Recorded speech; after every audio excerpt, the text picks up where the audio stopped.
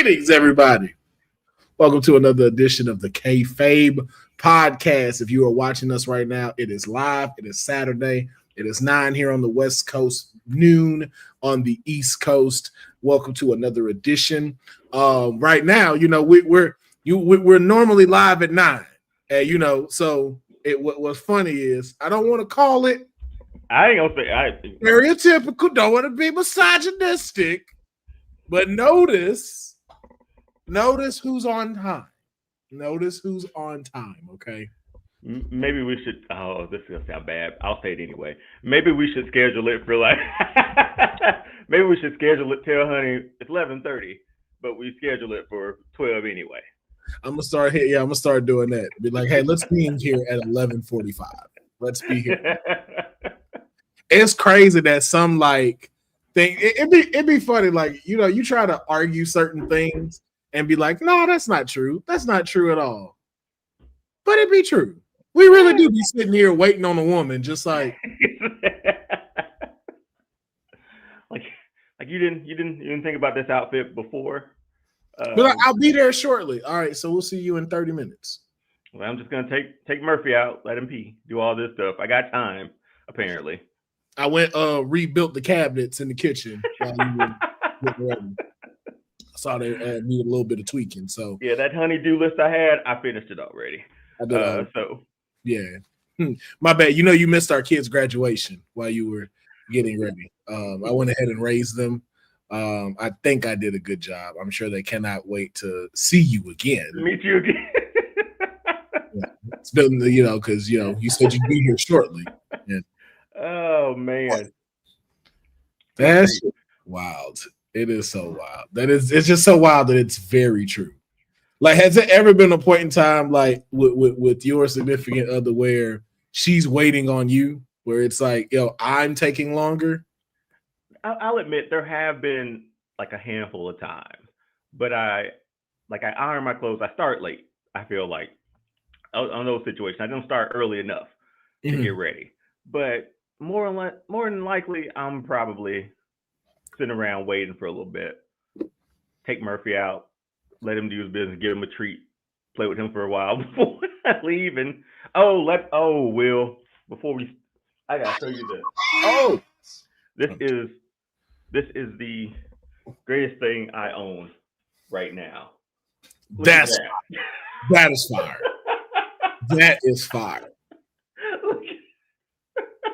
That is fire. It's so good, man. Yo, it's so good. Yo, when the little one get here, y'all all need to take a picture, a portrait dressed like that. They're just looking this way, just.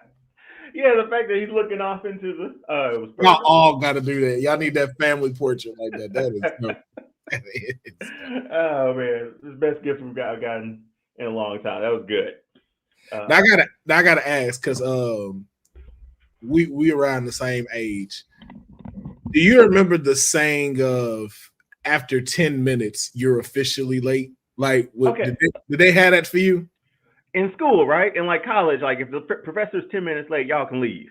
Yeah. My wife had never heard about that. Really? Not a thing apparently at Oklahoma State. Wow. I always say like 10 minutes, we would count down the clock. 10 minutes? All right, then. That's that grace period for everything. And that's where I learned it was college. I was like, the professor's not here? All right, let's bounce. Everybody packed up their laptops and rolled down. It was 10 minutes for school. And then it was 15 for work wise. Like, yeah. We got a meeting, and I'm saying like, hey, we got a meeting at 9:00. Hey, you ain't heard from me. I ain't got on the phone, nothing yet. You got 15 minutes. After 15 minutes, the meeting is over. I'm going home. As soon as the class starts 9:00, that clock starts ticking. Start ticking. You got if we had a class at 9:00, bro, you got 2 minutes. 2 minutes, and I'm gone. I had one professor for my sports management class. She was pretty young, but she would always like go out to like the bar on Thursday nights. And we had classes at like 8 Friday morning, and it was like 9:00 was my first class on Fridays.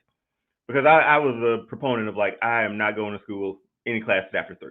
And if I can knock them out at noon, I'm good. But I would lay in bed until about 8:50 because I know an email is gonna come saying like, "Hey, class is canceled on Friday." I don't think I went to, but like 3 probably Friday classes with her because we'd always see her out on Thursday nights too.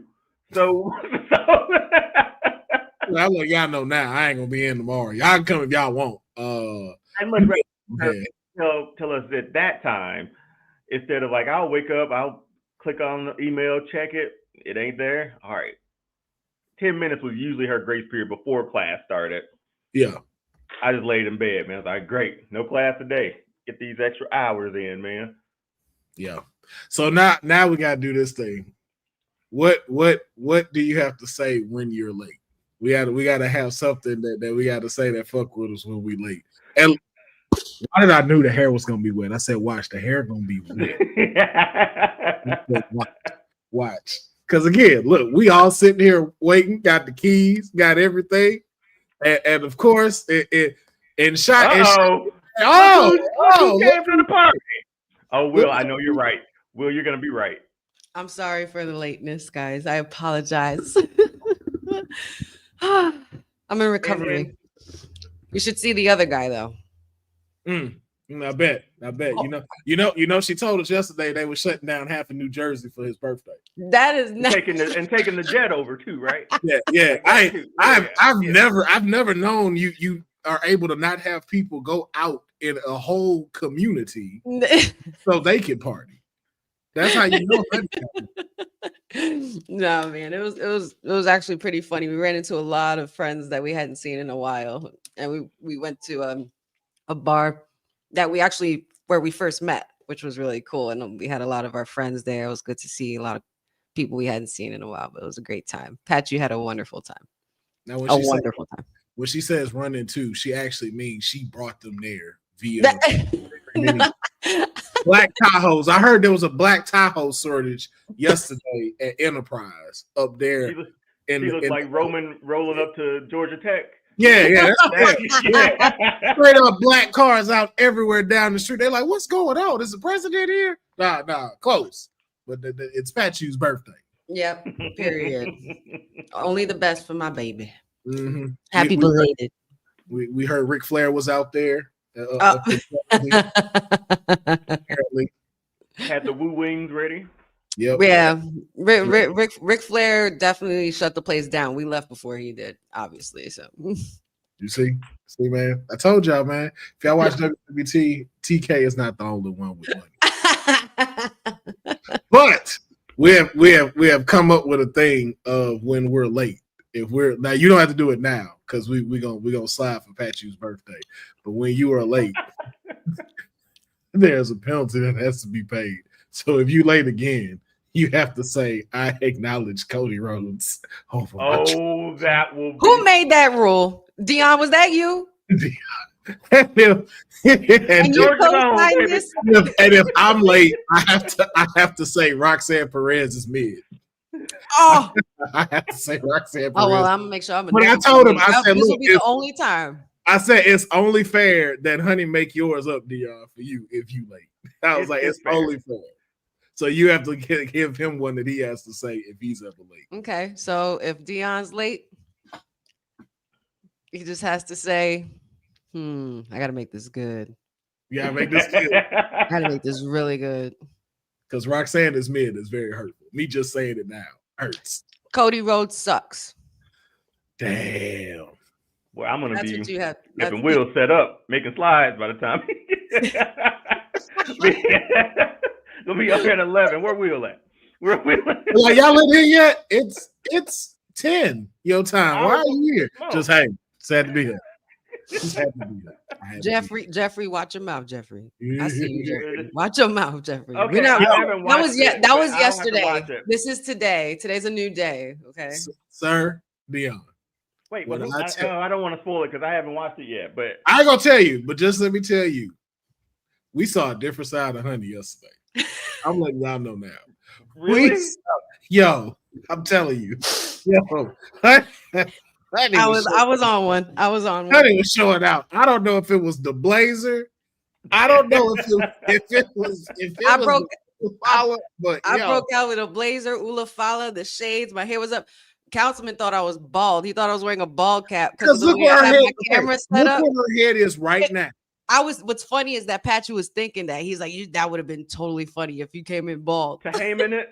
Yeah, because like her hair was tied back. So all you saw it was in the tribal chief bun.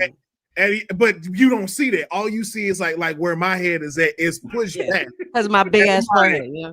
And she done went all out with characters before. So I'm just like, yo, did she put a ball cap on to go with it? And then her head came on. I was like, oh no, it's just hair. It's just hair. Yeah. It was that in the light. It was given Paul Heyman advocate meets Morpheus from the Matrix. I'm not gonna lie, you had a pinch of Solo Sikoa in there too. I'm gonna be honest. When I saw you, I was like, I can see that. If you'd have put the gloves on, then it'd have been like, okay. Right. And what's funny, I was thinking that too, but the only gloves that I have that are black or red are my Bray Wyatt gloves. which his kind of look like that already. Mm-hmm. I was like, are these the ones he just didn't like put paint in the ties on? He just took. Yeah. I really hate I missed it because I wanted to be there for that one. Okay, just hint me to this. Was the outcome what we thought it should be? Nope. Deonne, when I tell you, how y'all that's what you need to watch it. Yeah, when I let that slip away. And you know what? That's what I say when you see Honey's reactions to it, because the way we did it, there's nothing you can say because you voted it. Because basically what it was, I gave 5 categories, which was in-ring ability, mic skills and charisma, and legacy and impact, championships and achievements, and then character evolution. And you had to let me know in those 5 categories on a scale of 1 to 10, what do you rate one for each member?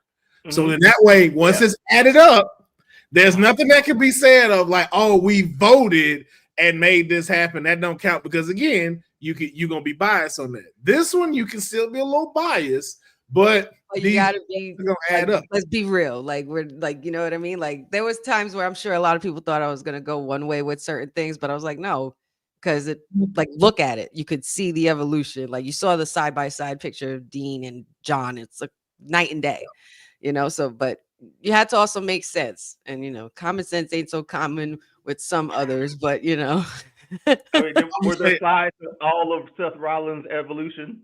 Like I just did 2 from the beginning with the, like I said, where they're like somebody busting with a peroxide bottle to him dressing out of Becky Lynch's closet. I had those peroxide bottle.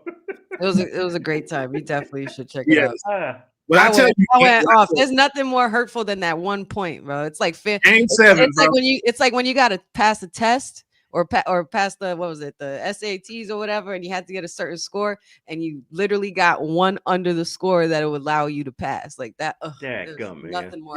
Game 7 type debate, bro. That's all I'm gonna say. It was. I would say it definitely rivals our horsewoman debate for sure. Oh yeah. Nah, it's up there with that one. It is up there with I went off on Jeff. I went off on Courtney. She really did. Because of Courtney, that's what did it though. But also too though, if I'm gonna be honest, Courtney low key saved the other one because of that. That's why it got to the points it was. Her and her half points, 8.5. She's halving point. She was doing half. I'm gonna give it an 8.5. Like, I didn't even say you could do that. Like it's supposed to be solid numbers, but she had said it already, so I'm just like, okay. She was like, well, you said 1 to 10. Yeah, and I was like, I didn't specify, and I was like, all right, he loopholing it, but honestly, it was Mayer's fault in that particular one because I think there was one where he gave a 0.5 in that particular Shield member, and that's what helped it go over. Otherwise, it would have been just a 1 solid point. That was it. Mayer came through in his bag too. He was in his Shield bag. I'm telling you, the whole gear. I tell you, bro, it is definitely a run back type of episode. I'm gonna watch that shit again. I'm definitely gonna have to watch it today. I'm so glad she put the clip up. I was like, yo, what I tell you, Honey was wilding last night. Honey was wild. Yo, like when I say like, and I hate to make this comparison, but in no way is it again. Just imagine Trump at a debate and somebody say something, and he'll get zero fucks. Yeah. Like, yeah, man. The word rigged might have came out of my mouth too, and everything. Like, I was like, that's a very Trump line. hey, listen. Everybody said it in the chat. You guys want battle rap honey 2025? I'll give it to you. yo, and I'll tell you that it was not held back. The expression she made when she cocked back and laughed, I was like, yo, honey, own it. Honey is fucking own it. I had to put myself on mute. That's just how fucking funny that shit was. Because Right, you can hear it's like, bullshit. And you like what I did with the clip at the end? You sure about that? You sure about that? I was like, yo, that is just how her whole the disrespect, the blasphemy. Everything. I will not stand for blasphemy against my tribe. Honey, make wrestling great again. That's the best. That's a t-shirt. Yeah, bro, and I promise you, because what did he say? He said, hold on 1 second. Make wrestling great again. He said, honey, that's you. We were talking about Roman Reigns carrying the pandemic era, and then the mayor. Did he or did he not, Deonne? Yeah, I mean, once he came back, what was it, SummerSlam? I can't remember. Yeah, whenever he came back. Yeah. Mayor is under the impression that Sasha Banks and Bayley, first of all, he said the best horsewoman, Sasha Banks, and the fourth best horsewoman, Bayley, are the ones that carried the pandemic era. No. Yes, and there were a lot of people, man, getting a lot of screen time during the pandemic too, who held it up too. It was, but once Roman got back for it and they were in the Thunderdome, it completely changed. Yeah. Here's my only thing with this: needle mover. Yeah, you got a t-shirt. I mean, but you know what it is? What's messed up about it is Mayor got a point. He do. The only problem is it's very unforgettable. I mean, it's very forgettable. That's what it really is. Because it was like, yo, like you had forgot at one point. I'm like, yo, didn't they have like all the belts during the pandemic? Because they didn't have nobody to fight at one point. And I was like, yo, this is kind of like, this is happening because y'all the only ones that can come here. Oh, that's it. And that was another thing. Yes, Jeffrey, thank you for reminding me. I'm remembering all this now.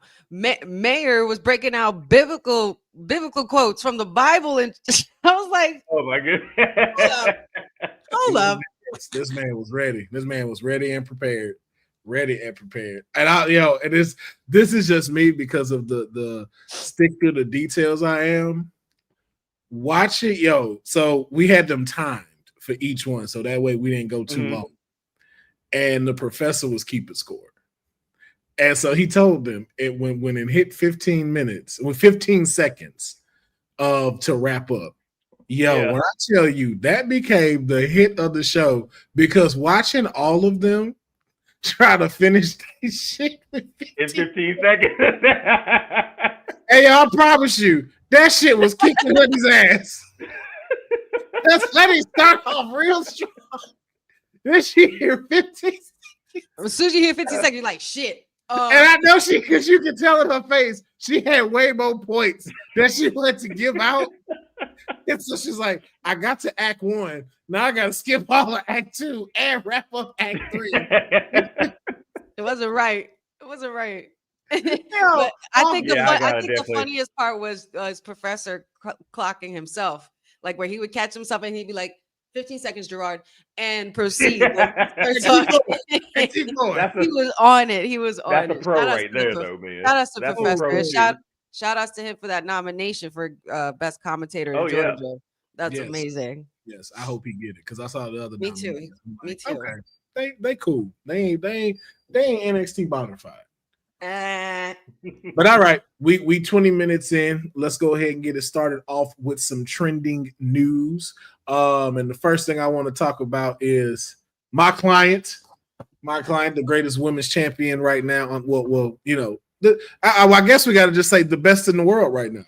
since she's not champion no more. Best in the world, Roxanne Perez, because it definitely ain't CM Punk. We talked about it. We speculated it. Shane's not here no more. Shane not here, so he can't have that no more. He can't have. He's got the cup. He's got the best in the world cup. But the best of the world at what? Falling off stuff? Yes. I don't know. Yes. I'll say the best at I think honestly that whole thing was a ploy for Vince to stick it to Punk. Obviously. Well, no, that was Shane's idea to stick it to what happened with Vince. So that was his idea. Yeah, that was his idea to do that. Well, yeah. So we talked about it, and on last night's SmackDown, Roxanne definitely made an appearance during Bayley's championship match against my other client, Tiffany Stratton. I would have liked to have seen more, but I'm not mad at how it ended because I think Tiffany did need a clean win to show her as a dominant champion, and she did retain her title. I do have to ask before we do talk about this, who has the better moonsault, her or Jacob? I mean, it's the prettiest moonsault ever. I just know, but Jacob nailed that every single time. But both of them do. Both of them. They both look pretty neck and neck. If you ask me, do you give it to Jacob because of his size? Because a man that size shouldn't be doing that shit. Before we've seen Bam Bam Bigelow's, Vader's, Hugh Moore's. He had a good one too. Maybe not a moonsault, but yeah. Yeah, but like moonsault, that's probably one of the best big man moonsaults I've ever seen. Especially the degree of difficulty for him to get up there. And yeah, Jacob's wild, man. But I personally love his toss up Samoan drop so much better. He's solid on every end. Okay, does Charlotte not have a really good moonsault too? She does. Hers does. She do, but it's all about the setup. So it's like she has to yeah. Deliver, and it is fantastic. But the way theirs is, it's so much risk to it. Yeah, and it's like, and it's intentional. It's intentional. Yeah, because anything can go wrong in these three. But I hold my breath every single time either one of them do it. Exactly. Yeah. But somehow, Tiffy's precision. She never misses the mark. Never misses the mark.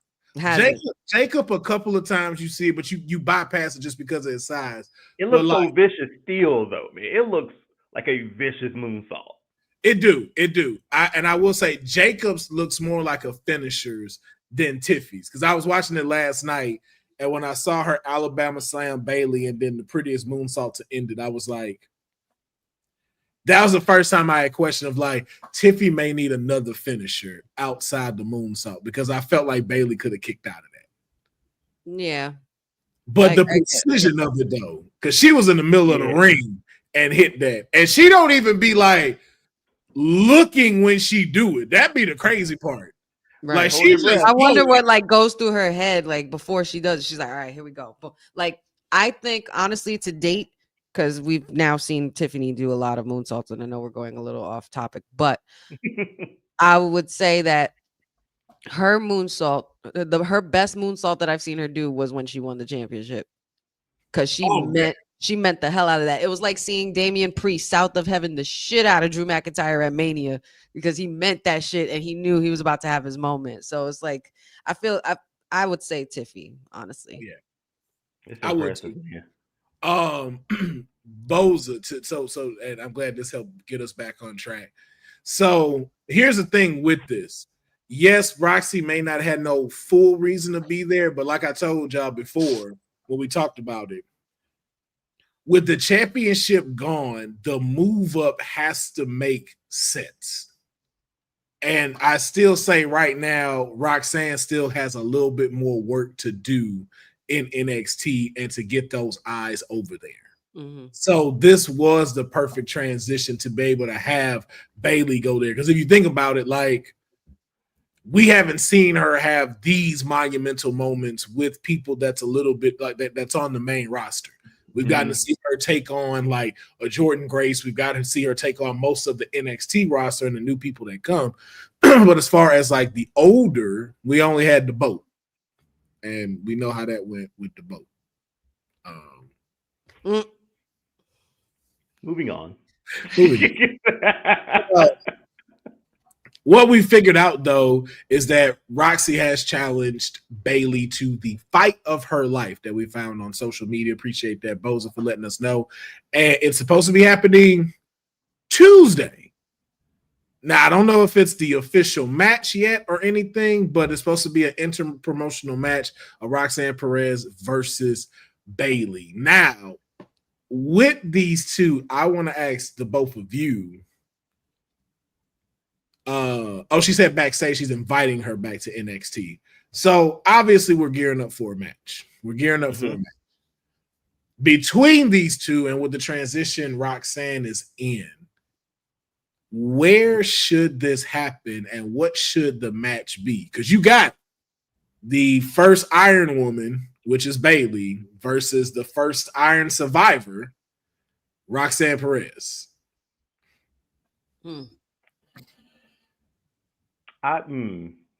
So, when's Saturday night main event? The 25th. 25th. I might, it's not too far away. It's enough time. All right, I wouldn't mind doing there. I think it puts eyeballs on Roxanne too, especially sort of leading her into making that main roster jump and maybe getting to that main roster. Puts more eyeballs on her there. But I'm talking myself out of it because I'm saying she could go back to NXT and bring those eyeballs back to NXT too. What type of match? Man, I think a straight up wrestling match is good for this one, man. I think it reminds me, this is what Izzy and Bayley should be, 10 years, like 5 years from now? Remember Izzy, the super fan? I'm hoping that there's a storyline there because they've showed like the older pictures of Roxanne with Bayley and like as a fan growing up. So yeah, I mean, Saturday, I'll put that Saturday main event. I won't mind it there. Okay. Because I mean, they won't have a world title match then, I don't think so. Yeah, let's put them on the card. Okay. Honey, your thoughts? I think since they only gave us a little appetizer, I like to call those appetizers, for Bayley and Roxanne, which it means from what that shows to me as a viewer that they're just getting started to cook this up. And I think that they could pretty much stretch this out for some time. I wouldn't be surprised if obviously both of these women I think are going to be entrants in the Rumble for sure. Yeah. And I think they could meet there. There'll be a situation where there's a cat fight between them. Somebody knocks somebody out. And shortly after Rumble, you have Vengeance Day in NXT, which is the next pay-per-view for them. So I think that would be a little bit more ideal if you want to like have people, if you want to bring in Roxy to the fold and you want people to, to be able to see her on the main card and on the main roster week after week. You kind of want to see an encounter on the mic between those two because Roxy on the mic and Bayley on the mic is not it's not a bad thing. I think, I think more so towards Vengeance Day with a little bit of a cat fight in the Rumble. It stretches the story out, right? Or the rivalry out. Yeah. And if anything, maybe they could have like a 1 hour Iron Woman match or something like that, or like a half hour, whatever it is that they do now. But this is a strong rivalry that's building between these two. And both of them have kind of similar backgrounds as well. I'm cooking this all the way to Stand and Deliver. Oh, really? Bayley at Mania? Bayley at Stand and Deliver. I think Bayley will do double duty. We saw that. I think Bayley will do double duty, to be honest with you. But right now, like if she still remains on SmackDown, there is no reason for her to be in the title picture. Like you had your WrestleMania moment last year, you gained the title. Like there, I guarantee you'll be on the card, but I know it'll be for something else that's outside of the championship because someone else does need to be there for Tiffy time. Yeah. For these two, it makes the most sense because Bailey is the one everybody was kind of looking to be like, hey, we think you can be that next one, even when with the ponytail, with everything. That's why you had these matches with Sasha Banks. That's why you had these matches with Charlotte Flair. You are one of the favorites of NXT, and so is Roxanne. Like, even in this heel point, Roxanne is still going to be one of the most favorable NXT stars to come out of there.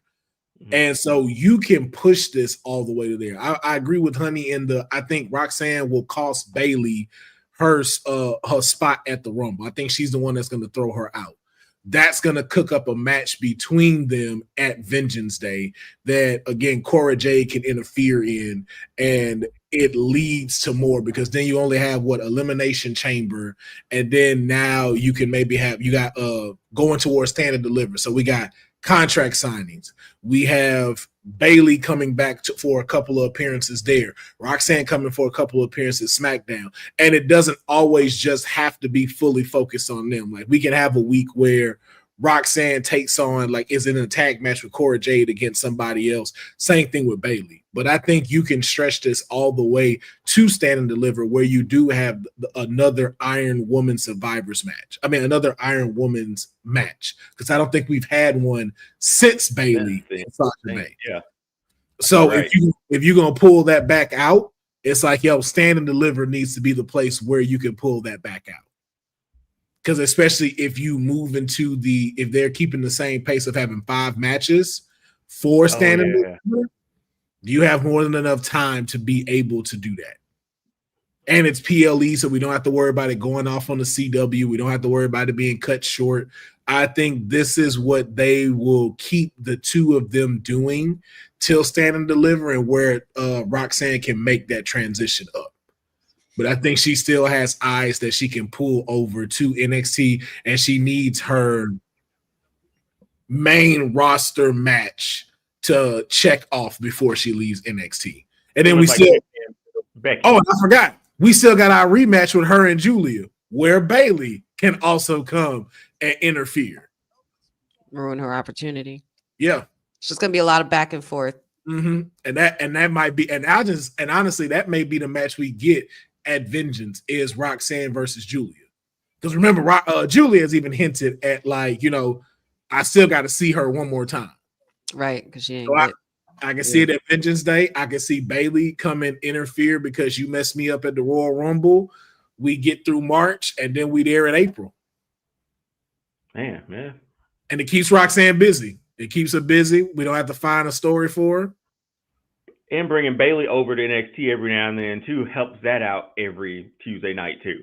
Exactly. I mean, coming home, And that's what I feel like Bailey's gonna do. Bailey's gonna make that run between brands like she's doing, so she can find something at Mania. Because I think she may get a match with somebody from Raw at Mania. I'll say this, Bozo. Yeah, I think after Stand and Deliver is where we need. I think after Stand and Deliver is when we see her do the official move up and go to SmackDown, which makes sense. I think that's a good way for her to end her story outside of just leaving with transitioning to the new champion for this next chapter. Mm-hmm. I agree. We shall see, but I'm glad to see that. Glad to see, both my clients was out there shining yesterday. On beautiful. It's beautiful. We've gone from Tuesday Night Rocks to Friday Night Rocks, and I'm here for Friday. I was hoping they get a little, just a little crawl, you know what? Yeah, I know that's too much heat for y'all on SmackDown. I know that's too much. That's too much. They gonna forget about Jacob and everybody. So we shall see. Just a little bit more SmackDown news. I just want to get y'all opinions on Solo Sikoa and their action. Solo Sikoa booed out of the building and no longer being acknowledged as the Bloodline. They're no longer announcing them as the Bloodline anymore. It seems like Tama Tonga and Jacob have kind of just started to do their own thing.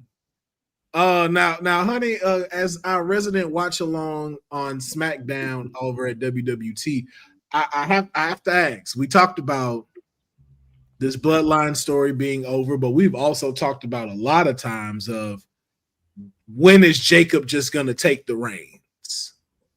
Mm-hmm. Have we reached that point, or do you see a new chapter of the Jacob Fatu story and the bloodline? Like he said, he's just getting started, and I kind of been waiting for this moment. I kind of do want Jacob to go rogue or take the reins from Solo Sikoa if he's relieved of his duties. I mean, apparently being booed out of the building. It's so funny because I always say on Friday nights when I do the watch along, I will never acknowledge Solo as my tribal chief, but I will acknowledge Jacob Fatu. I will acknowledge him. Maybe not as my tribal chief, but I acknowledge him more than I would acknowledge Solo. And I think everybody's really ready to see Jacob at this point. He's been here since what, August? Yeah. He came back. He came in August, and since then, and he's been on fire ever since. I feel like it's crazy. It's already like half a year that he's been. Yeah. That's what I was thinking. Like August, and he's already made such an impact. So now it's time to go see him do his thing. And he's got the big man on Saturday night main event. Braun Strowman. That's gonna be insane.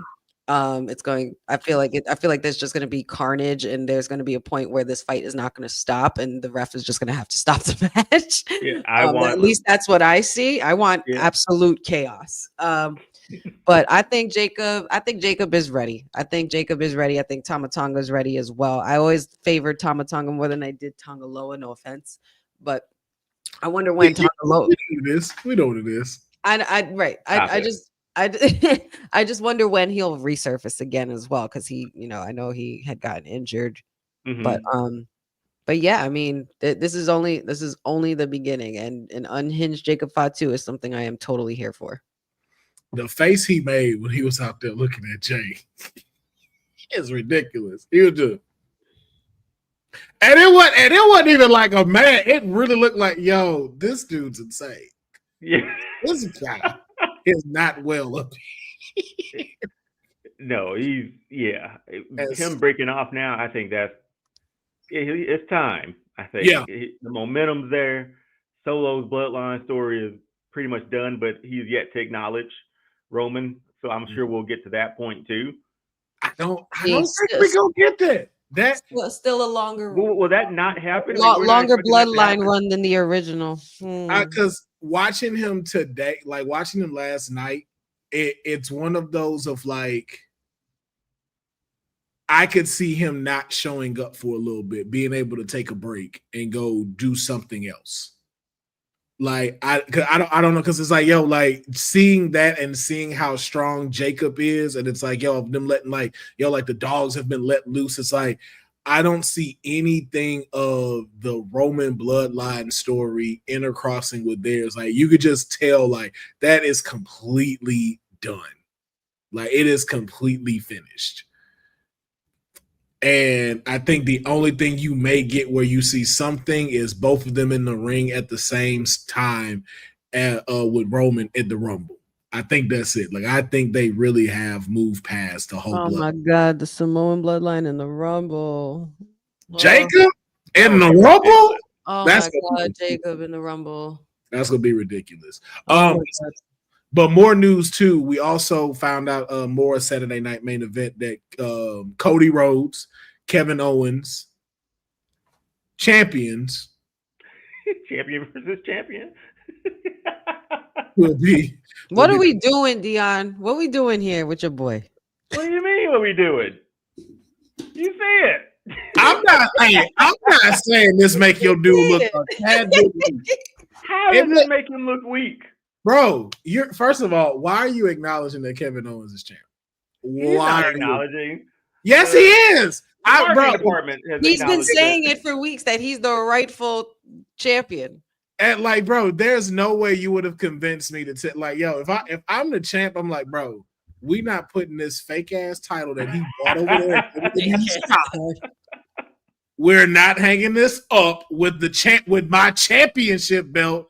I am the rightful champion. I'm just like, yo, because I even went, I was like, this let me know if they went too far with this, because I was like, I went to WWE.com. I was like, if y'all really wanted to push this, y'all should have had both of them in the championship section showing. Oh my goodness. WWE champion. But it don't show that. So I'm just like, what are we doing?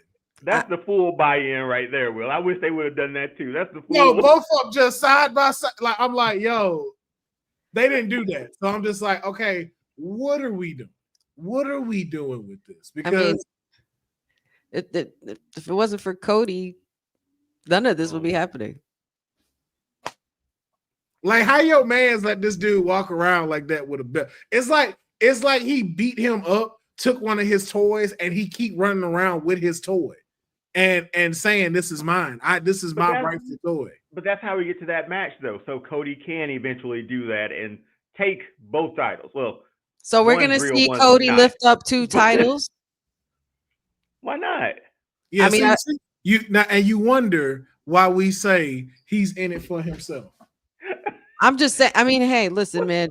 It just sounds like he's just trying to follow footsteps. That's all it sounds like to me. He's trying to follow the footsteps of the tribal chief. Oh, like Triple H held up both titles. Yeah, that was cool too. Yeah, that was dope. So we doing all of this so we can get that photo up. 1,200 days. A photo, really? She tight. No, I'm telling you, I promise she's tight about that Shield debate. Anytime we mention this, I'm telling you, it's gonna come up. She is tight about that. We should do a watch along for that. I'll tell you, yes, we should. Yes, watch along for what? For what? For the Shield debate. Have a watch. Oh my god! Oh my god! Yes, I would totally do that. I would do that. I would. I'll wait and not watch it. We can do it because I haven't seen it. We can definitely do that. But I also want to get y'all thoughts real quick because I know I don't want to say on too much trending news because we're getting at 40 minutes now. The moderator for the contract signing between between Kevin Owens and Cody Rhodes, the Heartbreak Kid, Shawn Michaels. How we looking with that? Did we land it? Anytime I can see Shawn Michaels. You said hit the music. I'm not finna pretend that I'm finna moan like a girl, but it was in my head. Hey. You thought about it, but he's like, nah, I'm stop. Because that's a clip that's gonna. Well, exactly. I do that to myself. If we went live, we might have did it. Because we live and we know Dylan be somewhere lurking. I know I'm sexy. Well, that'll be my new say it. Henry. Right. How do you not jam to that though? Like there's no way. Good. I mean, it's like one of the greatest theme songs ever. It's a jam. It is the jam. And honestly, I'm not mad at it because I'm here for Shawn. Yeah. Any like Deonne was about to say, I'm anytime I get a chance to see HBK, I'm all for it. And please let me hear the music. Scale of 1 to 10. Kevin Owens getting sweet chin music. 10. Yeah, same here, man. Cody might if he speak out of turn. He might super kick both of them. I don't think Cody will. I think one has a history. You know that. Mm-hmm. Just go around super kicking everybody. I just can't stand. AKA Ty Dillinger, AKA Shawn Spears. Man, just walking down the hallway, walking down the hall, getting super kicked. My favorite one was after the stand when he kicked the guy and all the papers went flying. Yeah, he just walked up. Beautiful. No, it's Shawn, man, like a legend. He's killing it in NXT. Anytime I get to see him too, especially in this capacity, him on the microphone. I mean, all he has to do is pretty much be the authority figure for the contract signing, I guess, you know. Yep. And it gives again an opportunity to like hand out a kick to Kevin Owens too. I'm sure he can get that leg up one more time, man. I think he can. Oh yeah, really can. Oh yeah. Also, I think I don't know when the last time Shawn Michaels was on a Saturday Night Main Event, but I think that's pretty exciting to have him there. Oh, yeah.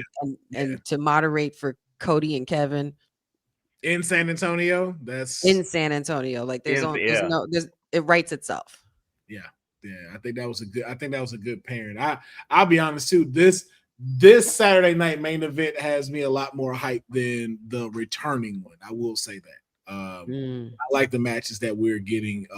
But I will say very, very, very quickly, should Saturday Night Main Event have happened the time it's scheduled, or should it have happened after the Rumble? I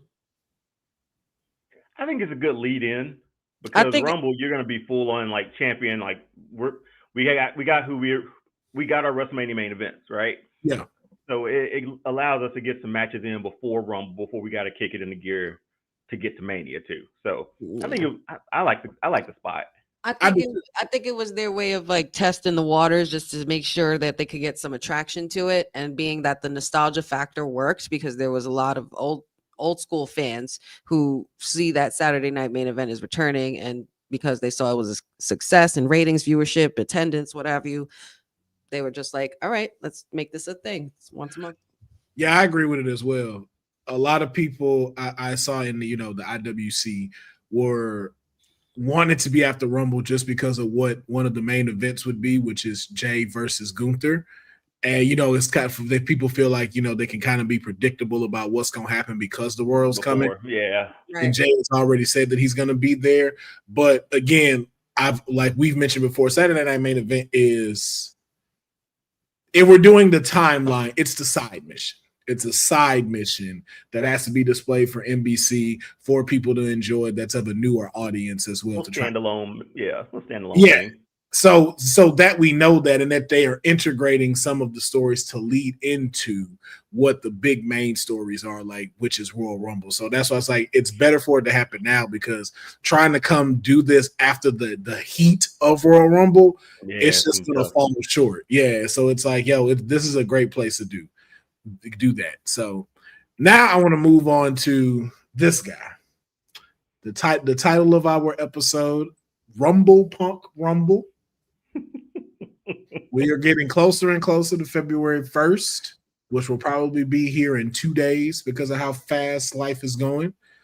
I want to ask this question. We have a lot circling around CM Punk. And it seems like it's starting to become the CM Punk show a bit, if you will, because we have him circling the main event of WrestleMania. We also have him circling being the Royal Rumble winner. But there's a lot of obstacles for CM Punk to get on. You have Seth Rollins looking at you. You have Drew McIntyre. You have Roman Reigns. You have the bloodline, the Temu bloodline, even the Temu bloodline. So I want to know from y'all, given where CM Punk's current status in WWE, from age, from what we've seen in the past year, has Punk bit off more than he can chew? And with all of this going on, does he make it to WrestleMania? And let me just paint the picture of it, like what he wants: win the Rumble, main event WrestleMania.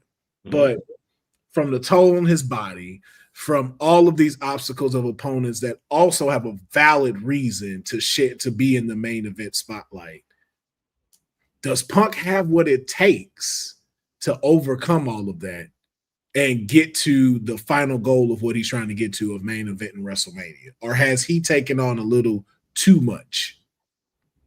No, I don't think he has. That he hasn't taken on too much? No, I don't think he has. And the only reason why I think so is because why would you have to worry about so many obstacles when you got a favor someone owes you? Skip the line. I feel like that favor moment is something that they told us about, and they're going to do everything they can to make us forget about it.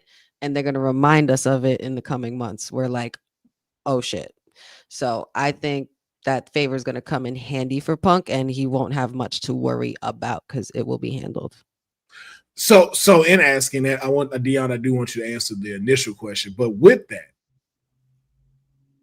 because of having that, are we still putting a little too much on CM Punk because you have that golden ticket? And should there be another focus of someone from the Rumble. Because as of right now, like CM Punk's Rumble entrance is overshadowing everyone right now, if I'm just being honest. Even John Cena. Yeah. On his last return, Punk going into the Rumble is over on Cena, because now it's like, oh, well, we want to see Punk and Cena in the same ring with each other. But we're more focused on the Punk part than we are Cena. Right. And with having that golden ticket as well, I'm just like, are we doing the right thing of making him the focus of this road to WrestleMania? WrestleMania season. I don't know. For the first question, I don't think it's too much. Okay. I will admit, like, he looked like in the best shape I think I've ever seen CM Punk too. Like, even at his age, he's in pretty good shape. Granted, he's had a lot of injuries leading up to that, a lot of toll on his body. But given the schedule that he's worked so far, like his toughest match with last year was Hell in a Cell when he came back for that. Yeah. And there's been a good little break between that, unless he's doing like the house shows. Yes, he does. I never noticed. Yeah, because it came out in a towel one time. But I don't know. I think the focus. Tell me who else we should be focusing on, because the rumor was last year that he should have won the Rumble, or that he should have main evented WrestleMania or been in that championship match last year. I think him having that. You're right, Will. I'm following his story more than anybody else's WrestleMania story right now. Really? So you don't say. Even more than Cena's. Okay. He's got the title already, honey. He's got the title already. Well, right? I mean, if it wasn't for your boy, maybe CM Punk would have had that spot in that main event. I'm just saying. Like, honey, I'm trying to answer the question, okay? I'm trying. Whatever I was saying. Yeah, CM Punk. Yeah. Win the Royal Rumble. Go into WrestleMania. Use his favor. Yeah, whatever. Honey, it's all yours. I'm just playing with you. You know, I'm just busting you, man. Oh, he was like, you know what? Whatever. I don't even remember. Man, 2025, y'all gonna be sick of me. He was like, I don't even remember what the fuck I was talking about. Whatever. CM Punk. No, it ain't. Whatever. Championship, hot dogs, Maryland, whatever. We got it. I'm sorry, Deonne. I'm just messing with you. Oh my God. I gotta let Deonne finish his story too. You know? I appreciate it. I really appreciate it. I think, oh man, Will, what else you got, man? Next subject, man. Next subject. We done. Yeah, I say the same thing. I think you asked the right question of who else would we have the main story be on the road to WrestleMania? And I don't think you have no one else that has a stronger opinion than CM Punk for it. You can make a case for John Cena, but it's only because it's the farewell tour.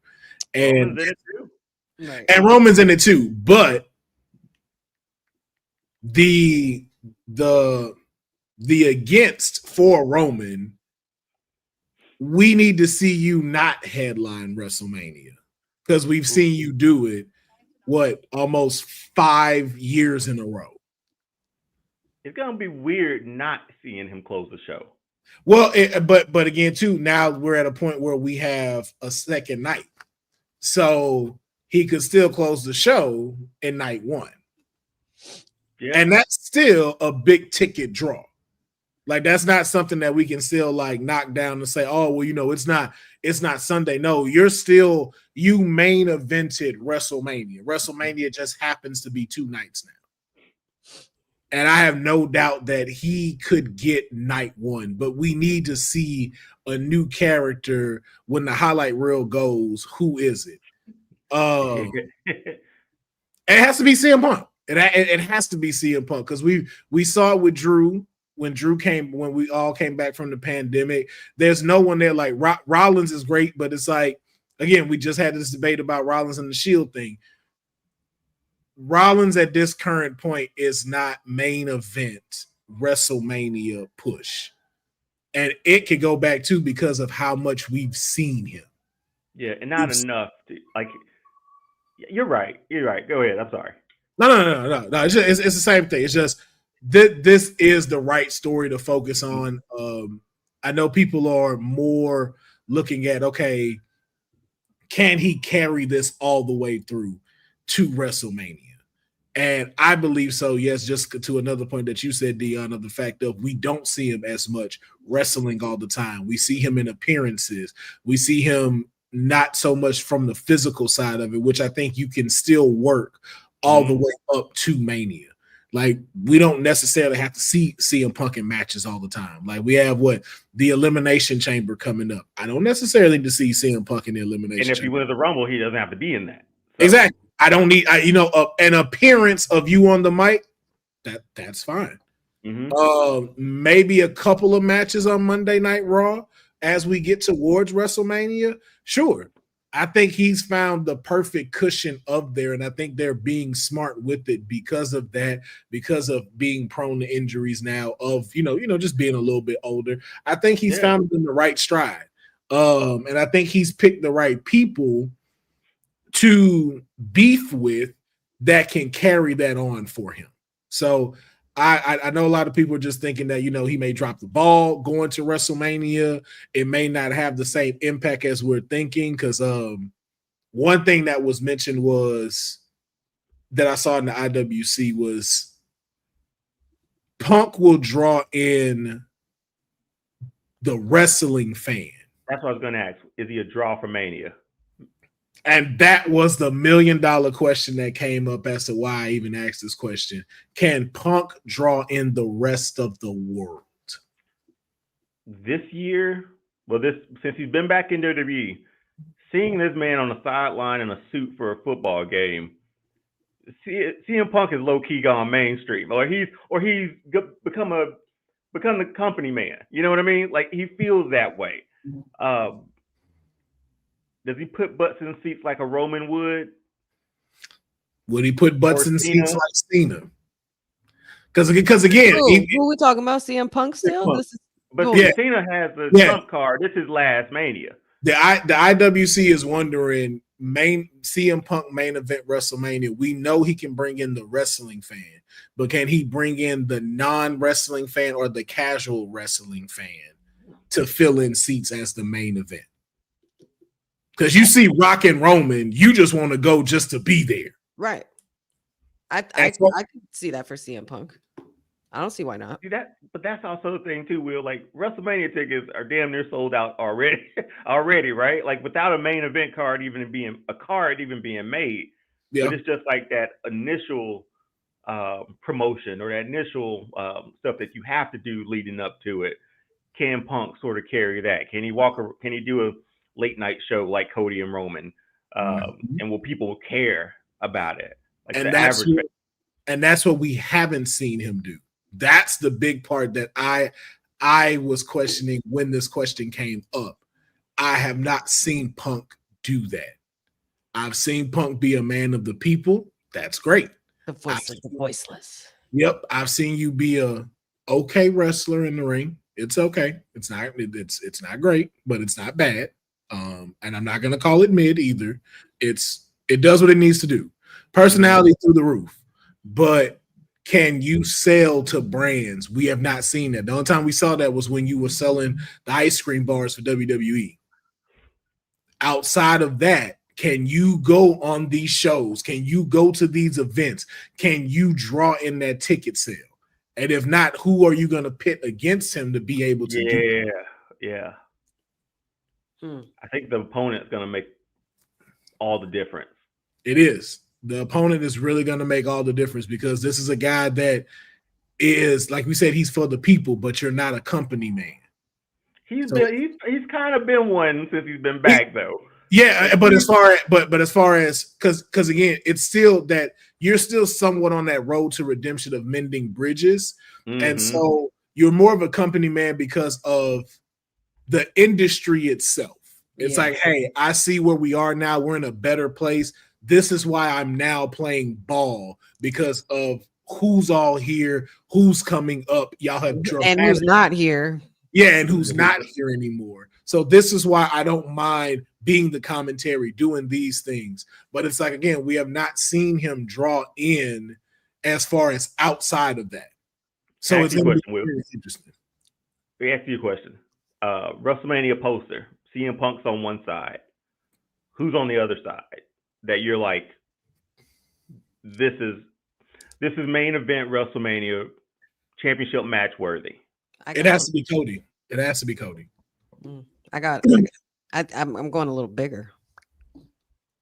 Who? No offense to Cody. I don't mean that. I was not meaning that in a shady way. But Dwayne. There was a lot of people in the IWC noticing that Dwayne is in the package for WrestleMania 41. Regardless of what's been said about him not being able to have plans for it or have them having plans for him, I think it's all a swerve. Well, here's the thing that they said that I don't think none of us ever brought up or caught. They said he couldn't do a match. That didn't mean he wouldn't show up. Mm.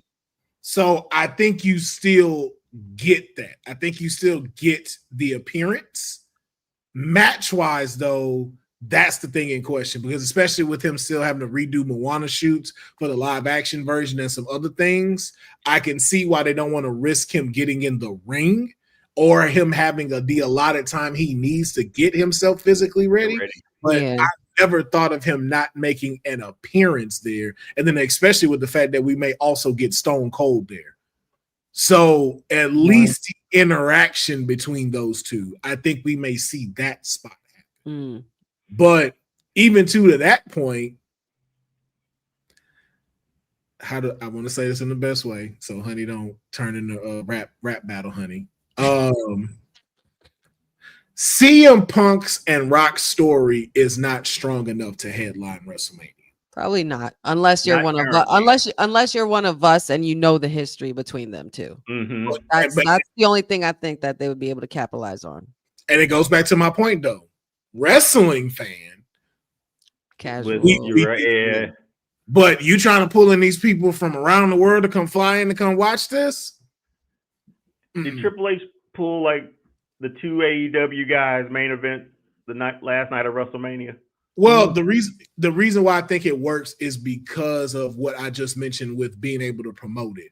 Cody can do that and have Punk remain who he is, to where we don't need him to go do all of that stuff. He can stick to speaking to the crowd on Raw, going to speak to the crowd on SmackDown. He can continue to be who he is, have great promo segments with him in the show.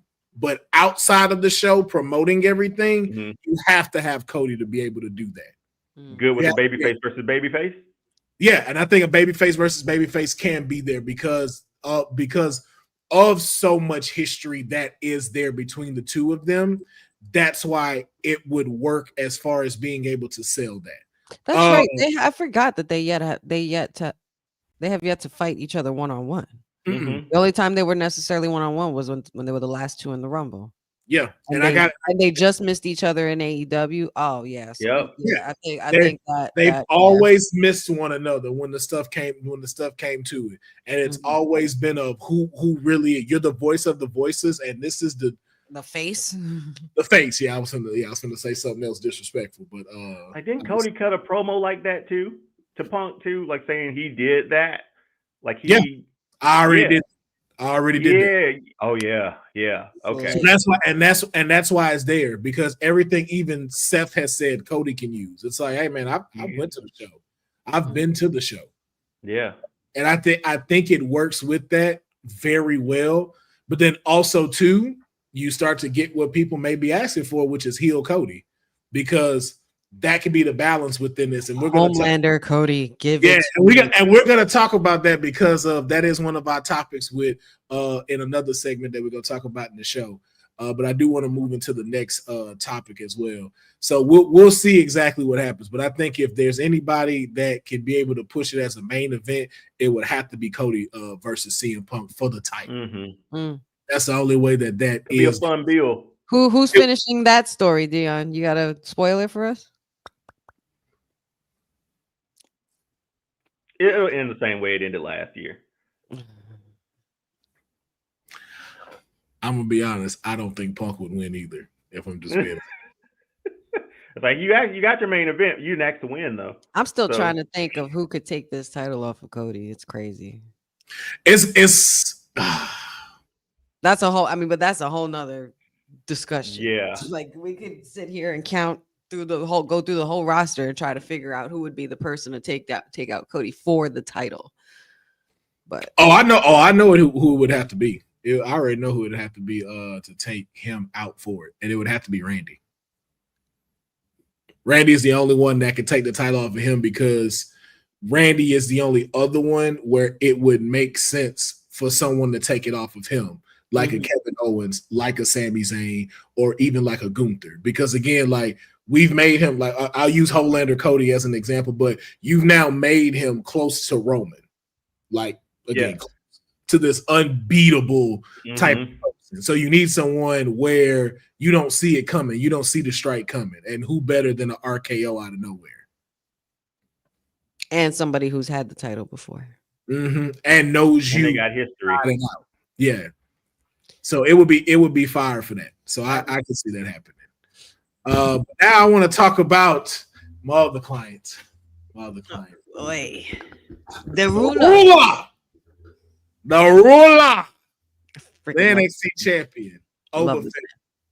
We talked about, with all of this now crossing over, Road to WrestleMania, Royal Rumble, we talked about briefly Obafemi needing to have that Kevin Owens route, going to these other shows and dominating. And something that was hinted at us when he returned on the NXT after winning the championship was Tony D'Angelo coming out and hinting at a title versus title. When I tell you I was so underwhelmed when that music hit, I was like, Yes, we were. So we also talked about that. That may not be the greatest thing to do. But I want to throw another scenario at you. Uh-oh. Are you going where I think you're going with this? Shut up. Obafemi as the TNA champion. So you see it Nick Nemeth versus Oba. Oh my God. Okay, this opens up a whole can of worms because he will be the second person to have 2 championships on NXT, but this will be from another promotion. That's never been done. And why I like this so much is because we can get what we asked for, honey. If Oba goes over, that's where we get Moose versus Oba. Who? Give it to me. That's what I want. Even Joe Hendry versus Oba. Who? The crossover, like I don't know, man. Joe Hendry's he's so much bigger than Oba. Like that's gonna overshadow Oba. That's gonna be easy. Oh no. I thought that too. When I saw him on Monday Night Raw, Oba got some stake in this. And Oba's promos with Joe Hendry are gonna be insane. I'm not saying he's as popular. I'm not gonna say that. Right. Oba has a big case to be able to destroy Hendry on promos and in the ring. Oba's giving me Gunther vibes, where like how he kind of like talked down to Tony D, like the same way Gunther talked down to Jay. Like, okay, I guess if you want to do this, then we can. Like, but you're not gonna win because the result is gonna remain the same. Like. But before he said that, he came out when he was sitting there. He was like, "Everybody is always talking about, oh man, I didn't think I could do it." When he switched his voice, I was like, "Oh, Oba got it. Oba knows." There's sides of this man. There's sides of this man that we have yet to see, and he's going to show us, especially in 2025. You can see the charisma too. Yeah. Like, but they always talk about it. What is it? And Oba has whatever it is, and he's very, very eloquent. Very well spoken. Yes. And that's why it's like a Nick Nemeth or a Joe Hendry is gonna make that charisma be shown even more. But what were you about to say, Deonne? As TNA, granted, this partnership has worked out like perfectly for everybody involved. It's getting eyeballs on people from TNA. It's been great. You gonna let another company win your title? That's always the sticking point. What? Well, here's the thing I said. The match could happen. Doesn't necessarily mean he has to win. But now I want to see this picture that you I got do up too. here. I want to see this. I want to see this as well. But the reason why I like it is because it gives fresh face to TNA being somewhere in here. Because either way, this could technically happen on both sides. Because the same question could be, do you really want to see a TNA star become NXT champion? And we've said yes. We did not mind Joe Hendry. We didn't mind Joe Hendry. Yeah. We didn't mind that. So it's the same thing that could go over for Oba, and I think it works because it allows us to see what he can do on different stages. And it's a nice transition up because I would say like NXT audience is probably like maybe 1,000 or a couple of hundred less than what TNA would have as far as their booking goes. But this gives you a good chance to be on that next stage before going to the full roster to show what you can dominate on. And that's another thing even too I see with Roxanne going through Stand and Deliver, because I could also see her taking on Masha Slamovich for the TNA title and completely, not having to focus on Julia and still get it a cost from Bayley. Right. And the cool thing, I think the relationship between TNA and WWE or NXT has worked out so well that I don't question anything that they're really doing a lot. Because, I mean, Jordynne Grace, we knew about her, but like, about her now. Like, just she's. If you don't know, now you do. Exactly. So that felt like a very good, like, tester. Let's test the waters with this. Right. And then the Joe Hendry thing happened, and it was like, hey, maybe he'll win and maybe he won't. But now you have a deal in play where this relationship is there. You can go as crazy as you want now. And I think it still benefits both the company. Because NXT guys or wrestlers can go over to TNA, NXT, TNA to NXT. I think it's beneficial to all involved. Mm-hmm. But now, since you showed me this picture, this is what I want to see. I want it now. Yeah, and a good thing it's why that we get Nick Nemeth back. Will they call him Dolph Ziggler if this happens? No, I think you could go by Nick Nemeth just because even too like what they've done with you allowing to keep your trademark when you go. I think that's an even better way for them to even give that. Like, so let's talk about it. Yeah, y'all know me as something else. This is who I go by now. Because even like Sean Spears was the perfect 10. I like the perfect 10, man. I did too. I just didn't like his finisher. I was like, if you had a better finisher. I didn't like his finisher, and I didn't like that vest that he would come out. You didn't like the jacket with the skin, the glowing. When it glowed and stuff, I just didn't like the design of it. It was just odd. Big ass collar. Like, what are we doing? Suntanning? Like, what? I'm like, you trying to catch some signals from space? Hey, he was over then, man. He was over. I did see something online before I got on with you guys, though, according to Sports Illustrated, that Nick Nemeth has pitched for John Cena to make a pit stop at TNA for his retirement tour. And we get Nick Nemeth versus Cena for a title. We see, when was the last time we saw something like that? Dolph Ziggler and Cena in the same ring again, like later, like all these years later, in a different promotion while in partnership with WWE. Still, that's big business right there.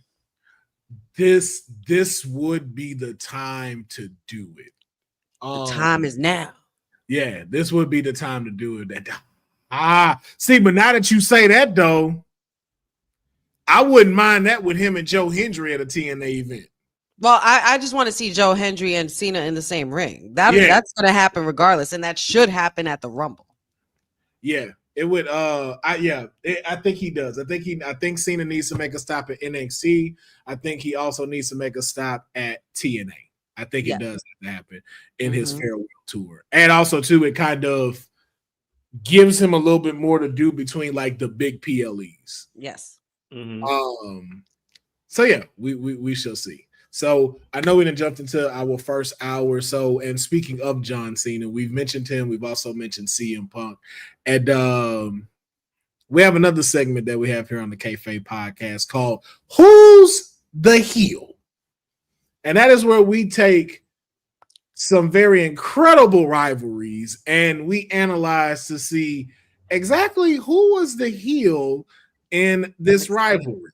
Now so for an example of the Randy Orton Triple H rivalries, we know Randy Orton was kicking people in the head, but also too, Triple H kind of deserved some of these things that was happening, even though he was the potential face of this rivalry. So we start to examine of who was the true heel in this rivalry. And of course, our first one has to be, because both of these are in the Rumble, CM Punk, John Cena, 2011.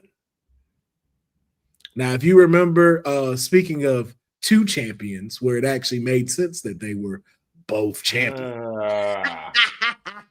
Not just walking around with a belt saying that they're the true champ and whatnot. I don't know what Sammy and Kevin be on, man. They be wild. I don't know what. Hey, look, we gotta ask TK. I don't know what it is about you Canadians that just. Oh my God, I wasn't even trying to go there. But y'all got some nerves. I thought y'all was supposed. I know y'all polite, but I didn't know y'all was delusional. The only one who's not is Chelsea Green. Really? Is she not? We wanted her to win this title. Yes, but delusional though. She definitely being. She's the rightful United States champion. She won that fair and square and in the tournament. Yes, red, white, and green. Okay.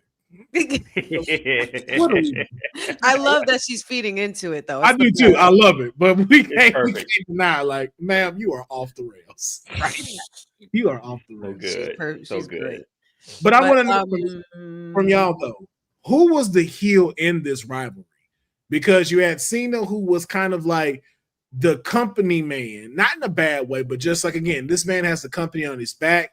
He's been doing his thing. And, CM Punk was the man of the people. This is, right after the cuss of the pipe bomb, becoming this voice of the voiceless, sticking it to the man, trying to do what Stone Cold does, but watered down. But it was working. We know it culminated at Money in the Bank, where CM Punk's contract was up and he was the current WWE champion, and which was very funny too, because watching that, and Honey is gonna love this, made Bret Hart's screw job more significant in watching this, because seeing Vince's face with CM Punk holding the title and blowing him a kiss, like, ooh, I get now why y'all screwed Bret, because especially the way Punk was acting. And just imagine if there was an AEW there at the time. Remember, we didn't have a big promo, like WCW's gone. We only really got New Japan. So there was nowhere for that impact to happen like that, except with, the irony is Impact was alive at that time. But there was nowhere for that to happen. Mm-hmm. But you can still see in his face as why that was significant. But I want to know from y'all, because we start to also see a shift in going from cheering John Cena to booing John Cena. Yeah. So I want to know from y'all, who was the heel in this rivalry? Was it Punk or was it Cena? You want to go first, Deonne? Sure. I Stone Cold sober. The way you described it, Will, was Punk was the man of the people. Usually once you get the people on your side, that sort of turns you into the face for whatever you're going through, for every rivalry you're going into. He was anti-authority, which is something that we don't cheer authority, obviously. Cena was the company guy. Company. Y'all still haven't come down from this debate from yesterday, apparently. I'm telling you. Because you've been quick jabs in here have been like it has. Yeah, I'm telling you, bro. It's because you weren't there yesterday, so you got to catch what we was catching. Peter was celebrating her husband's birthday too. Between that and the birthday shenanigans, man, my brain. I'm sorry, y'all. I'm sorry. Man, I love you, She got a you pink tell me- velour suit on. She not playing. She is not playing with us. Pink balloon suit. Yes. Oh Yes. man. And it's Um, velour, not balloon. I said velour. Oh, I thought you said balloon. No, Nah, this is velour. Nah, we don't. Nah, that's the Southerner in me. I'm Nah. sorry, Harlem shaking in a minute. But But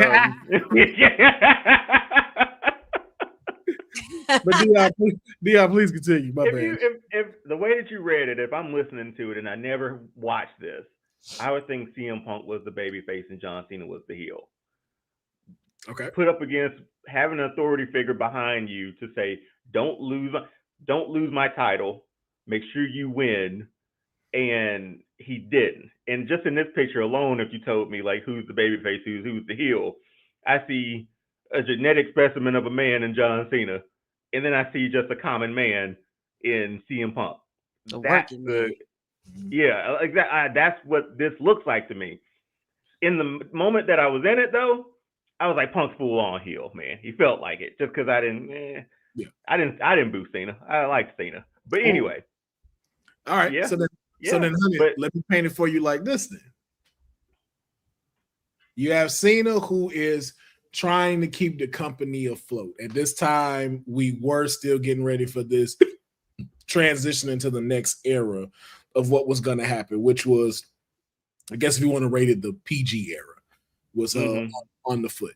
So you have this, and now you have a person in CM Punk who's shaking up the status quo, disrespecting management, but then also taking away a lot of time from others as far as wrestling goes, and then also putting a slap to everything that the company stands for, that is also still kind of trying to hold on to an audience that John has been trying to work very hard to be able to keep afloat along with the other superstars. Now, knowing both of these versions and watching Punk go in for himself of taking the title and just running, who's the heel in this story? I think it depends on the perspective of the person you're asking. And if you're asking Honey in 2011, John Cena is the heel.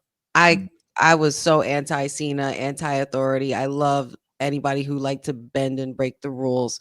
CM Punk was kind of like what I felt like he could have and should have been if Vince and him would have at least developed a good relationship. They could have built him as the second coming of a Stone Cold Steve Austin, because he did create memorable moments in the ring. He had some decent rivalries. He's been a champion. He's had good promos. I wouldn't say that he's missed in anything at the time in 2011, because CM Punk at that time had a lot to say and his back was against the wall.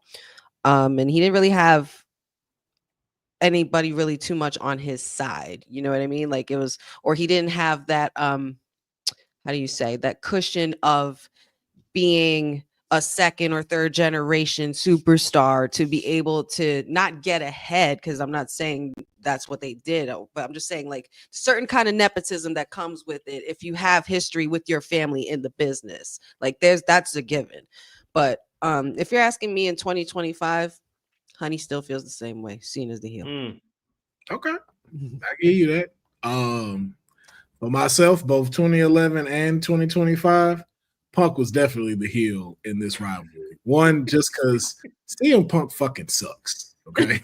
Oh my God. I'm sorry. Like, you're a watered down. Outside, because I was like, I still think it's like, yo, you're riding the wave of a pipe bomb that was great for that moment. But I've seen this before. I've seen this with Stone Cold, and he did it better. And for myself, I think if it was more of, how can I put this? You know what it is? Because during this time, it didn't feel like you were doing this for the people.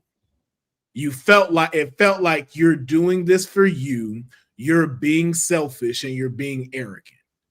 But the people wanted him as the champion, though.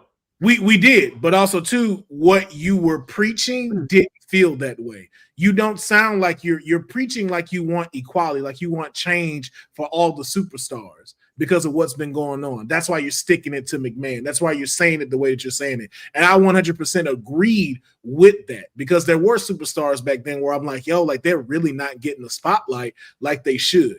Mm-hmm. Yeah. But your actions didn't make it feel that way. It made it feel like I'm just in it for myself. I want to be an asshole to this person, and I'm going to leave off like this way, and I'm going to use John Cena as the catalyst because he's doing everything that they need him to do. Because that's the thing, we always give, like, again, not that's why I say we've always given Cena this bad rap about like, oh, you've squashed people, you've done this, you've done that. And then the older you get, and of course, older we get, we start seeing the villain side as to why this is going. We came to learn that, like, that's not John Cena. John Cena does look out for folks. John Cena has tried to leave something better than when he found it. He's not a Hogan. Mm-hmm. So when you start seeing that more, and it's like you start analyzing Punk, it's like, yo, it's still that feeling of you taking your ball and going home after when The Rock made you have to step down. And even then, if we're talking about it, what made you think you were a bigger draw than The Rock? And again, you had more times where it seems like you're doing it for yourself than you're doing it for the people. And that's why I even got to the point of calling him CM Punk ass, because of what you don't practice what you preach, or at least it doesn't come off like that. So when I saw this, yes, it was dope to see you stick it to Vince McMahon. It was dope to see Vince McMahon get red, don't know what to say, don't know what to talk, but it still seemed like it was just for you. And then you trying to say that you're doing it for the people, I was just like, okay, I don't know. And it's just like, okay, you left with the championship. It's like, okay, cool. They got multiple duplicate belts. He did right. And that I understand too. But I think that also that Punk was like, I got nothing to lose. I don't give a damn at that point. Yeah. He was like, fuck it. Like, you know what I mean? And he didn't give a shit. And it was literally all about sticking it to Vince, period, on his way out. Yeah. So, and then it was like, you didn't. And then too, to that point, you left and you didn't leave it better. Nothing of what you did made it better. What's crazy though about this with these two, because this was such a good rivalry, John and CM Punk. The reason why it worked so well, they did actually have a great relationship, and John Cena actually liked CM Punk, and CM Punk like John. CM Punk openly has said many times that John Cena at the time was probably one of the only people he liked, because he would actually listen to him and try to understand him. But when it came to the corporate side of things, Cena had his hands up. There's nothing much else you could do. But even if you are the golden boy or not, but they both had each other's respect, which is why the rivalry worked as well as it did. And I mean, CM Punk did what a lot of other people could not do. Yeah, and that's why I stopped. I said I stopped calling him CM Punk ass for that, because it's like, yo, you have made your amends, you have done your thing, but it's just like, you definitely and I definitely think just when this particular one, the picture you painted, it didn't come out the way you were trying to describe it. Right. Like it was like he had an idea of how he wanted to create it, and then when he created it, it was just a mess of shit. And it wasn't what it was supposed to look like. Yeah, because it was like once you left, I was just like, okay, well, I guess that's it, right? That's it. And I really, really, really thought even then that we were never going to see that man again in WWE ever. But once Vince left, he was like, yeet. Right, new champion coming Monday. It was like, damn, we're not even like sticking to this story of like there's no champ, there's no title, or like introduce a new design belt. It was just really like the exact same. Yeah, it was like, well, we're gonna have a tournament starting Monday. And and it was just like a gauntlet. Oh my god, all those gauntlets and stuff. Ugh. God. Yes, yeah. So then it was just like, yo, what was all of that for? And I was like, that was it. And then too, you didn't get to see CM Punk chants. Then you didn't get it until he became a Paul Heyman guy and then left. No, they were screaming it when he was gone, and they wouldn't stop, which is crazy. Yeah. So, that is our take. Let us know in the comments on this YouTube video as well. Who did you think was the heel between CM Punk and John Cena in 2011? Now, Honey has been very turned up this episode, and I think she's about to keep that same energy. So, this Honey's mean, man. Yeah, this honey is loose. This honey is loose. This honey is loose. I ain't seen this side of her. I have not seen this side of her. That's why I've been quiet, man. I've been kind of yeah, so like Deonne, what are your don't be scared. I think he's okay. That's my time. It's my time. So before we get into our blind five, which Honey is in charge of this week, there was another segment that I wanted to bring.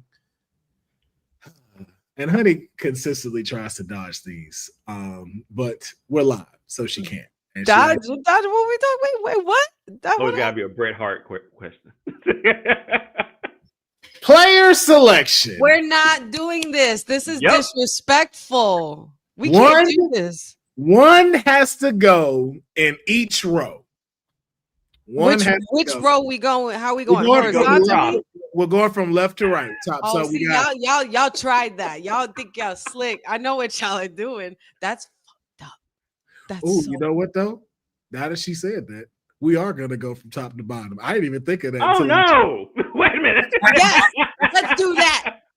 Yes, let's do that. Oh yeah. We'll go from top to bottom. You know what? I will say that. I will ask someone in the audience. Should we go from left to right or top to bottom? Horizontal or vertical, girl? There we go. Horizontal or vertical? Let us know. Put them in the chat. It's tougher going across because no kidding. This is no kidding. I like across. That bottom I don't like across at all. I honestly don't even like vertical. That's just I tell you that there's one that's easy for me though. If we're going in a direction, there's one that's so easy. This is fucked up. Horizontal. Jeffrey, I left see these right, all the time. Right. Where we going? Yeah, he said middle first. What? Yeah, middle first? Jeffrey, you trying? Should we go Hogan, Stone Cold, Flair in that order, or Hogan, Shawn, Rock in that order? So, you know what? Yes, because we going from left to right. We're going from left to right. So we go. Oh, Sage said he said vertical too. So yeah. That's two for vertical.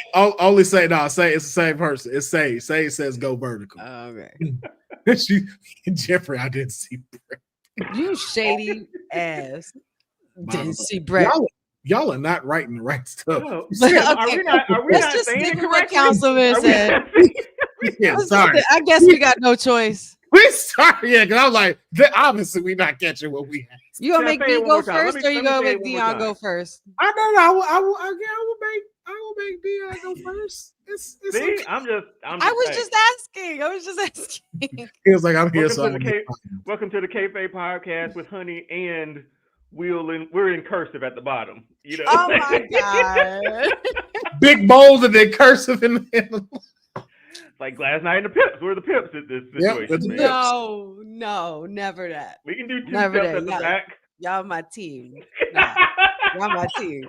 Why'd y'all do the same exact shit?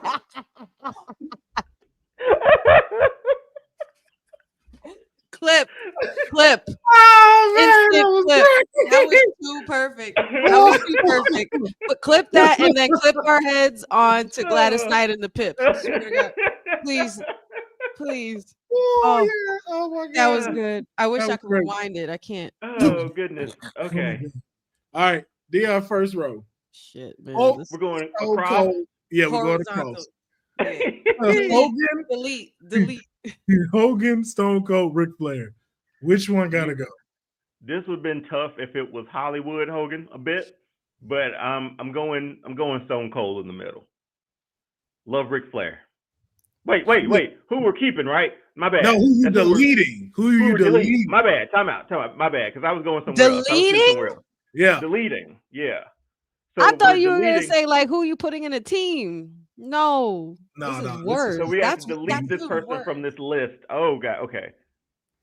Hogan, Stone Cold, the Flair. Who has to go? Nah. If you delete, go ahead, Deonne. It's your turn. I'll delete Hogan. Then you're deleting everything. If you think about it, you're deleting every single one of them. That deletes Hollywood Hogan as well, sir. That deletes NWO. That still gives me Stone Cold in his run. Without NWO, we wouldn't have Kayfabe. But that still gives me Flair in every single version of Flair, from Horseman to Evolution. I get that. That Ric Flair Shawn Michaels match made me cry. Yeah, let's do that. Okay, honey. Hogan's out of there on the first row. Deonne said Hogan. Who am I deleting on the first row? Yes. Would you like me to go so you give it some more thought? No. Let me rip the Band-Aid off, Matt. My Stone Cold memories are way. I know Pachu is watching this like a hawk right now. and like, do right. You better do right. And basically like said, y'all better do the right thing. You got. I will come through this door with swift force. Like, what you mean? Hangover and all. What the hell are you talking Explain yourself. They got an ice pack on it. Explain yourself. The cartoonish ice pack. Yeah. Explain yourself. Why take these aspirin? What you mean? Damn, this is not right. Come on, this is easy, honey. Come on. I understand why. Trust me, I understand why this is easy. But if I'm taking out Hogan, I'm deleting a lot. Like shit. And Flair, like Horseman and the reign and the retirement match, like the Evolution. Flair Evolution is the greatest thing that he did since sliced bread. That people's elbow he hit on The Rock or tried to do on The Rock at WrestleMania. Hilarious, man. But then if you take out Hogan, you take out the Icon versus the young Icon, the Rock and what? He does not I'll still take all three Rock versus Stone Cold WrestleMania matches. All right, honey, who you got? Who you delete? I have. I love you, Patsy, but Hogan. All right, stung. That was hard. Patsy, I'm gonna do what's right. Ric Flair can go. Ric Flair can go. No. All I know is he won 16 titles, and none of them I was there for. So, yo, bro. Come on, man. I don't care. Hey, listen. Hogan versus Rock, I can't not have that. All right. Hollywood Hogan, look, this man can be racist. There are a lot of people I know that's racist that I was still like, you know what? Oh, we're gonna separate work and the person. You're gonna feel like a Jalen Brunson jersey just come out of nowhere. And then, take it back. Yeah. I don't want it anymore. He ain't taking that shit back. Trust me. He ain't taking that shit back. I don't need this. He ain't taking that shit back. But like, yo, where my Will Pharaoh? So that's your I don't know. So that's your reason, Will? Like that's like I mean you didn't see his run or don't well, no, it's just like Flair checks all the boxes off. We're not gonna deny that. But as far as if you're deleting everything he's done, his numbers are great. But for me, as far as like moments, I have more moments with Hogan and Stone Cold that I just would not let go. Like seeing Hogan go heel, that is the greatest heel turn of all time. I can't let that go. That's why, again, like how we've talked about, like we don't like Hogan, but we okay with like Hollywood Hogan. Like, no, he don't count. He don't count. I just love Flair so much, man. Like his promos, like I love Flair too. Like WCW was the thing, right? Case in point. Get rid of? I don't know. I can't get rid of that. I can't. Flair. Alligator shoes. Like, come on, man. Hey, listen. This just made my blind five way more interesting. I grew up around. I already had Ric Flairs around me, so I would not miss this. And this is the first row. We didn't even get to this next. The first row, and we already. But again, I said if we had to get rid of it and everything that's done, like Hogan has too many memories instilled in everything that you just can't replace. Stone Cold too. Like Flair is incredible. Flair is amazing. But as far as like if it had to like get erased, if we had to Thanos snap it, that's the one whose moments are not as iconic as these. Hey, brother, I don't feel so good. But man, Flair, I think for me, because I took Hogan out, I've loved Flair matches, man. Like I love all of his matches. They were always fun. The man never hit anything off the top rope. It was amazing to know that was the like running gag. But who drew you in to wrestling? In this understandable. Row, all three of them, though. But which one do we? Who was on the cover of video games? Hogan. He was the face, right? Hogan. Suburban Commando. I love that movie. Have y'all seen it? Come on, man. The babysitter, like Thunder Lips. Ramsey. I didn't even know what vitamins were, and I wanted to take them because he said it. That's a good one. I was drinking milk because of him. Had no idea I shouldn't have been doing that. But because of him, I did it. Okay. Ripping your shirt open, like, bro, Flair's woo, incredible. That's why I say I'm not taking it. Exactly. And you got Shawn as one of those. That's why I'm just like, as much as I get it, I was like, out of these three, if one gotta go, that's mine. I got you. I'm skipping the second row. No, you're not. You go first. Who are you getting? This one should be easy for you. This one should be right. It's not. Shawn Michaels, Ultimate Warrior, Bret Hart. Which one gotta go? This is fucked up because I had every single one of these boxes. I had the dolls. I had the blue wrestling ring with the gold WWF. Oh, but there's one. Come on, honey. Like, no knock on him or anything, but no disrespect to the dead. But Warrior, man, you gotta go, bro. I'm not. Y'all are not gonna make me choose between those two on the outside. Y'all would never. Nope. Yeah, same for me. It's Warrior. Like the two on the I love outside, you, Warrior. had the greatest rivalry ever. But a lot of the promos didn't make sense. But it was, I think, more so. I love Warrior mostly because of the excitement that he brought when his music hit and how crazy he was. That's pretty much it. Like, but I'm taking out Warrior. I'm sorry. Bret and Shawn are definitely staying. Yeah. Do I need to say mine? Probably. Oh no, you won't. Do I need to say it? Say it. I dare you. Go ahead, say it. Say what you gonna say. Bret, you can take your ass out of here. You can take your ass down the trash chute right now. You gotta give reasons. Wait, hold on. Hold on. Go get your shades. Go get your shades. You gotta give it. Wrong you gotta shade, give a reason. Like, what's the reason though, man? Yeah, I want the reason. Man, it's boring. Oh, man, boring as fuck. Oh my god. If you told me, listen, if you told me I had to be on an island and I can only choose one of these people's collections of matches in this row,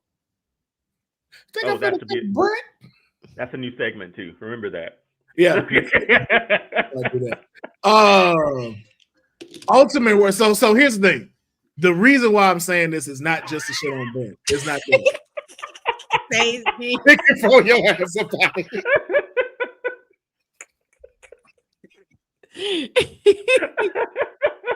I'm like, well, you just trolling now. You're and imagine if he actually do though, like he'll be like, man, get out of here. I'm gonna go ahead, just slide out, but like put it in. All right, y'all.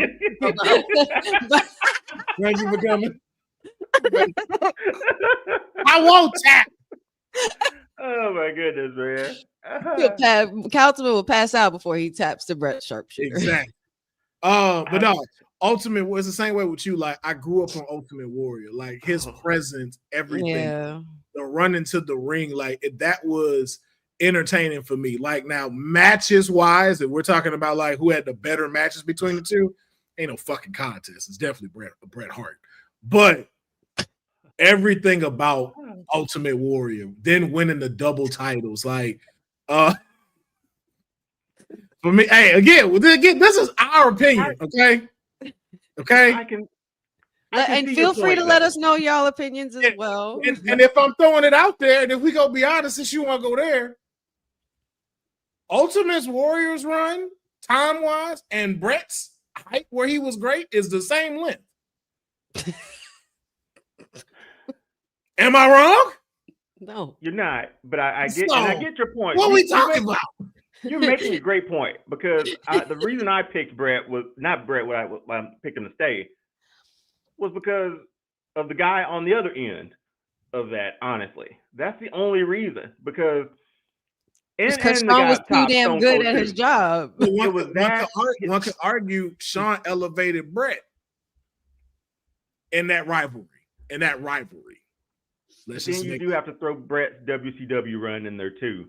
Trash can. That wasn't even a run, Deonne. Come on. It was the worst. His career ended at the screw job, man. Unfortunately, that was the last. And Ultimate Warrior, same way. His stuff, like he had a very nice 5-year run, and then his shit just tanked because he just couldn't get along with people in the back. It's like, yo, they're hot. They're a hot run the same length. So it's just like, which one do you want more? Do you care about what we talked about, the in-ring work or the personality? That setup was incredible. Heel Brett was great though. Heel Brett was a good Canadian heel. I loved it. I loved that part of him. But I get what you're saying. No, yeah. So that's just mine. That's just mine. It. Yeah. I'm just staring at this bottom row. Now this bottom row. This one is. This shit gives me a headache. I don't like doing this. We're not doing this one. May I go first? Oh, this one is the easiest one for me. May I go first? The Rock, Macho Man, and Undertaker. And by all means, DR, you could go first. Well, we'll never hear that gong hit because I'm keeping Rock and Macho Man. Dang. So you taking out Taker? Lay it out. You taking out Taker from helping you finish your story last year? That's what we doing? I am. That's crazy. You taking out casket matches? I am. You taking out? It's a okay, let me explain it. Look at our streak. Face. Yeah, that was great. But let me explain it. It's about how characters make you feel, right? Mm-hmm. The Rock is like that one wrestler that I saw at the beginning, like when I really started getting into wrestling. He was the coolest guy I've ever seen in my life. So he was the first wrestler I actually loved. Macho Man promos. I broke an ironing board doing a diving elbow drop when I was a kid on a bash and brawler. No lie. Jumped off the couch. First of all, everything in that sentence. I had my thing, bash and brawler. You smashed my head. That's the crunch when you hear the bones crunch. Yeah, how small that figure? I just saw the visual as you said it though. Yeah, as a kid just jumping off the couch, man. You don't care what you land on. You did not care how you land. He's like, I'm trying this shit. He's like, fuck a pillow. Give me something this small. I'm going. Couch ain't big enough. Get the ironing board out. What? But Macho Man's promos, Macho Man's legacy. Oh God, there was I may have gotten go get your switch. But anyway, it's the way Macho Man makes me feel when I watch him wrestle, when I hear his promos, great. Undertaker, great. Will, we had a discussion one time. You talked about who had to leave, and I don't think I picked I think I was like, yeah, you can get the Undertaker out of here. I lose the streak. I get it. I may lose Kane because that's one of the greatest storylines ever. But the first greatest story ever told. But Macho Man and The Rock, that charisma was just oozing too much for me to not attach myself to them. So Macho Man, and that's the reason I eat Slim Jims, man. I don't think I would rather ever Slim Jim. Yeah, I don't think I'd ever eat Slim Jim if it wasn't for Macho Man. So very true, very true. Okay, honey, Rock, Macho Man, Taker. I don't know what it is about these boxes, but I guess I'm just getting rid of all the old school legends because I was an Attitude Era girl. So Macho Man, I love Macho Man. Love, love, love, love, love, love, love, love, love. But I am not getting rid of Taker. That Taker, I am not getting rid of The Rock. Yeah, Macho Man. I would have only because I don't know what else to do. It's the same as the second row. Like there's no way. Taker was one of the first that I remember seeing when I grew up, like when I was growing up, and I remember exactly where I was with my dad. I was home, like right near his lap, and I just saw his appearance the first time. And the whole look at the size of that ham hock, and I freaking met the guy years later and cried my eyes out after I did because it was like my dream came true. The American Badass, bringing in DDP, the Streak, Brock Lesnar, the end of an era, Hell in the Cell. I'm not getting rid of all of that. The first Hell in the Cell with Mick Foley. Hell no way. And I understand trust me, I know the impact Macho Man's had, but I am an Attitude Era girl at heart. So I can't get rid of Rocky or Taker. I can't. And Rock, do I really need to explain? He's the final boss. All right. Go ahead. Stab. Where's the barbershop window? Where's it at?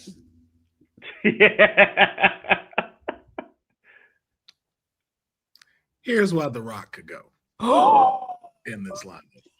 All right, what I want you to do, erase me from everything on Kayfabe Podcast, and I'll see y'all never again. He's signing off. This is the people's nightmare. the final nightmare. Listen, I just if we're being honest, I can hear Pachu laughing at us. By the way, he's crying right now. If we just being honest, mm-hmm. Macho Man has way more charisma than The Rock. Let's start there. Macho Man made graduation music cool. Let's not. Circumstance is wild. If you really think about it, the character of Macho Man versus The Rock's character. Macho Man was that dude. I'm just look the everything, every fucking thing. And again, we talking to Attitude Kids, so that's why it's like you're not gonna see it like that. I would say from there, storyline wise, Macho Man. Clearly, I cannot keep this bullshit up, so let me just stop. I was trying to keep a straight face. Straight face. He was fronting. Okay, definitely not about the graduation music. No, he did make the graduation music. I understand that reasoning. That's legit. Graduation music. That's all make me cry. The only reason why I would get rid of Macho Man is because it is all about your legacy and everything that you do. Rock consistently went up. Rock never dropped. Right. It's the white boots that. It was the smile. It was the. You raggedy bitch. Stop that damn. But no, it's just Macho Man could go because you got to know when to leave and where to go. Even Undertaker would be up there as far as like, okay, hey, bro, I need you to stop doing matches. Like, you ain't lost your luster. You haven't gotten me off of it, but I need you to stop. Yeah. When Macho Man went to WCW, it was the same thing. It tanked you who you are as a character. That's why it's like only when he joined the NWO. When he joined, because it never made sense for him to join, seeing like he was the catalyst of the group getting started. I'll give you that. When he joined the NWO, I got off the train for Macho Man because it didn't make sense to me. It leaves a bad taste in your mouth. So that's why like, if I have to let everything go, you'd have to be Macho Man. I'm not like to Honey's point. I'm not getting rid of Taker. Like Taker is never happening. That's never happening. Rock is. Now, if you said Brett versus Taker, no, like not Brett versus Taker, but Brett or Taker, who are you guys keeping? You know what? How about real quickly? We go vertically real quick. Okay. All right. Deonne, Hogan, Michaels, or Rock? Who has to go? Hogan still. Okay.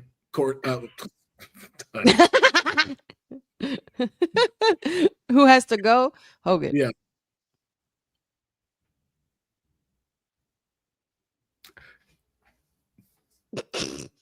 Your turn. Shawn Michaels could go.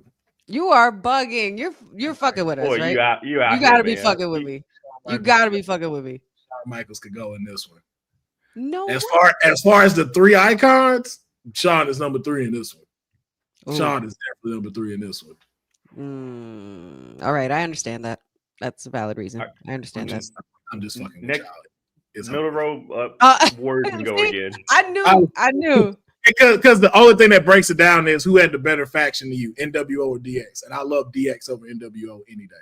Ooh. Like DX was my shit. I can have a full out debate why DX was way better than NWO. You know what? That should be the next debate: NWO or DX, and why. Yep. I think that's a good one for DX. Ooh. That's crazy. Yeah. Without one, you don't get the other though. Nope. But also too, both of them had very different paths that went extremely different. One for the better and one from the worse. Technically, without Brett, you don't get one and then the next. No, we're not going to do that. That would have still. He did call them degenerates, so all that would have still happened. Thank you, Deonne. Thank you. That's the reason why he gave him that name, and they ran with it, and he hated that shit. First of all, Vince is the one that first said that. Okay, let's not do that. We're not, again, I know y'all, I know your emotions for Brett. Y'all are not finna go, this man was the catalyst. If you want to say, look, the one I will give Brett is definitely the catalyst of the Attitude Era.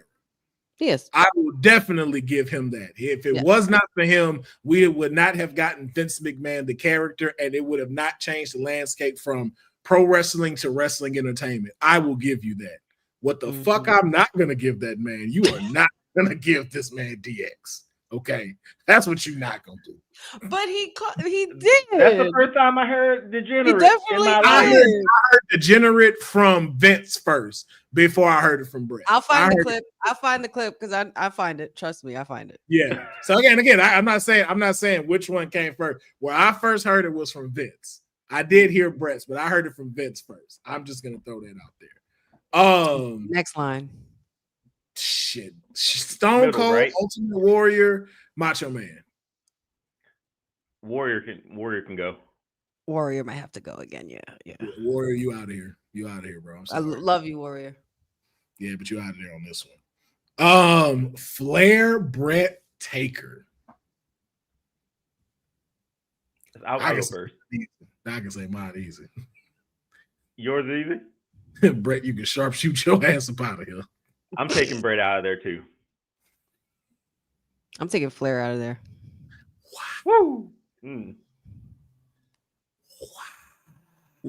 telling y'all, HBK and Brett, nobody, y'all not doing it. Y'all not making me do it. But the 16 title reigns of Flair? Cena's got the record already. Yeah. NWA champion? I think so. Shawn versus Flair at WrestleMania? Evolution? You don't get Evolution? I might, man. You traded 5 years of midness for 40 years? He was my childhood hero, okay? He was my childhood hero. I can't help it. I couldn't help it. That's tough. Getting rid of your childhood hero is tough, man. That's the one reason why nobody ever could get me past Brett or get me not to get over on Brett. A, he ended it with the A. Yeah, that's what got me. That's what got me right there. Brett can heartbreak his ass on it.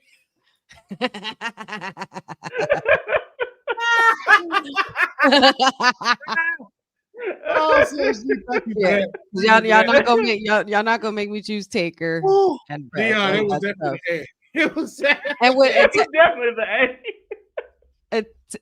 Technically, without Brett, we wouldn't have Undertaker as a champ either. Oh, good grief! You're doing it. You're doing it. Go ahead. Let's proceed. No, you can leave us. What's yours? You took Brett on out. No, we both said yeah. Oh, Damn, I took Brett out too. Yeah. Damn. All right. That was My, fun, how the man. tables That was turn good. when you change the boxes and directions. It's kind of like, whoa, Yeah. shit. Yeah. So we got to do both though. Y'all got to see both. So That first but line is tough. that first line was definitely tough. That's But, crazy. honey, we're gonna give you some reprieve because now it is time for the blind five. All right. Oh, and if you yes. didn't catch the first episode, or if you just don't watch social, blind five is pretty much, what it is. We're doing a blind ranking. So we do not know what the category is. We're going to be given 5 people or events, depending on what the category is, and it's Honey's pick today. She's going to give us those 5, and we have to rank them on a scale of 1 to 5, and we don't know who she's going to name. If you saw last week's episode, and if you didn't, Deonne brought us with Rock's gimmicks and Cody Road gimmicks, and we had to rank those from 1 to 5. And let me just say, the fact that I put White Boots Rock over Nation Domination is dead wrong. Dead wrong. So horrible. So horrible. But honey, I'm going to give the floor to you. Let us know what our category is today.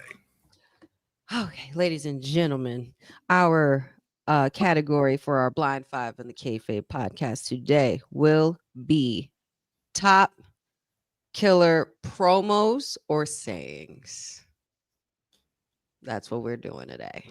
All right. Okay. Okay. Who would like to go first? Well, I'm saying you're running it, so you get to choose who goes first. Okay, I get to choose. Nice. I like this. All right.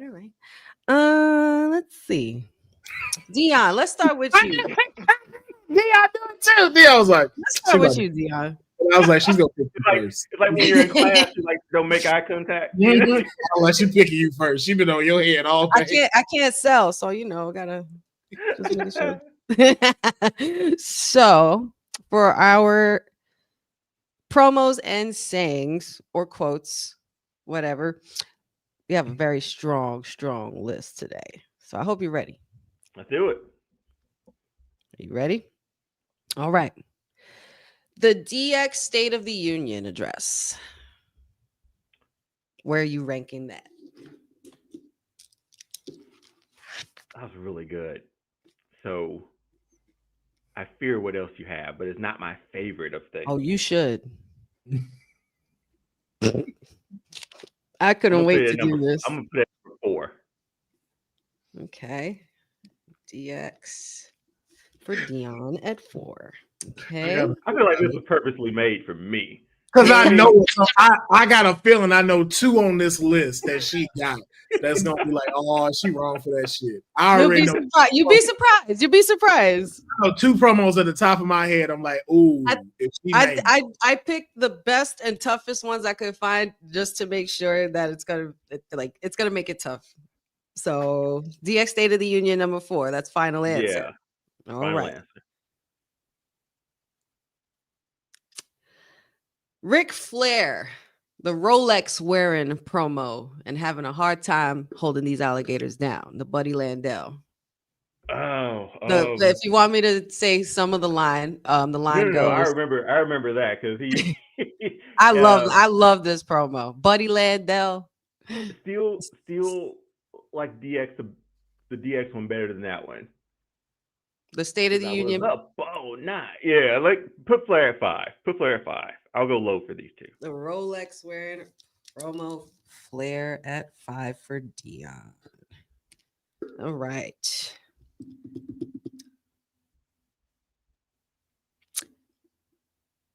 Taker, I'll make you famous. I wish I should put that lower. The American Badass. I know I'm cheating going from like bottom to top, but I really wish yeah, because you only got 1, 2, and 3 left. Yeah, that stinks. It's not a 1 or 2. So we're putting that 3. Shit, it ain't even 3. I know, right? Like I'm sorry, that's not mine. That's not my 5. Now, if you told me it was like JR telling Jeff Hardy, climb the ladder, kid, make yourself famous, I would have made that number 1. Famous. Yeah. Wow. I forgot about that. Climb the ladder, kid. Make yourself famous. Are you ready, Deonne? Let's do it. I got 1 and 2. Come on. Yeah, let's do it. CM Punk's pipe bomb. Oh. The plot thickens.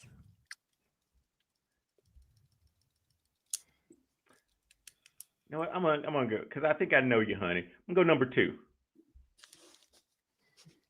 Smart. And number 1 better be what I think it is. I know, right? I was like, I already know what that one is.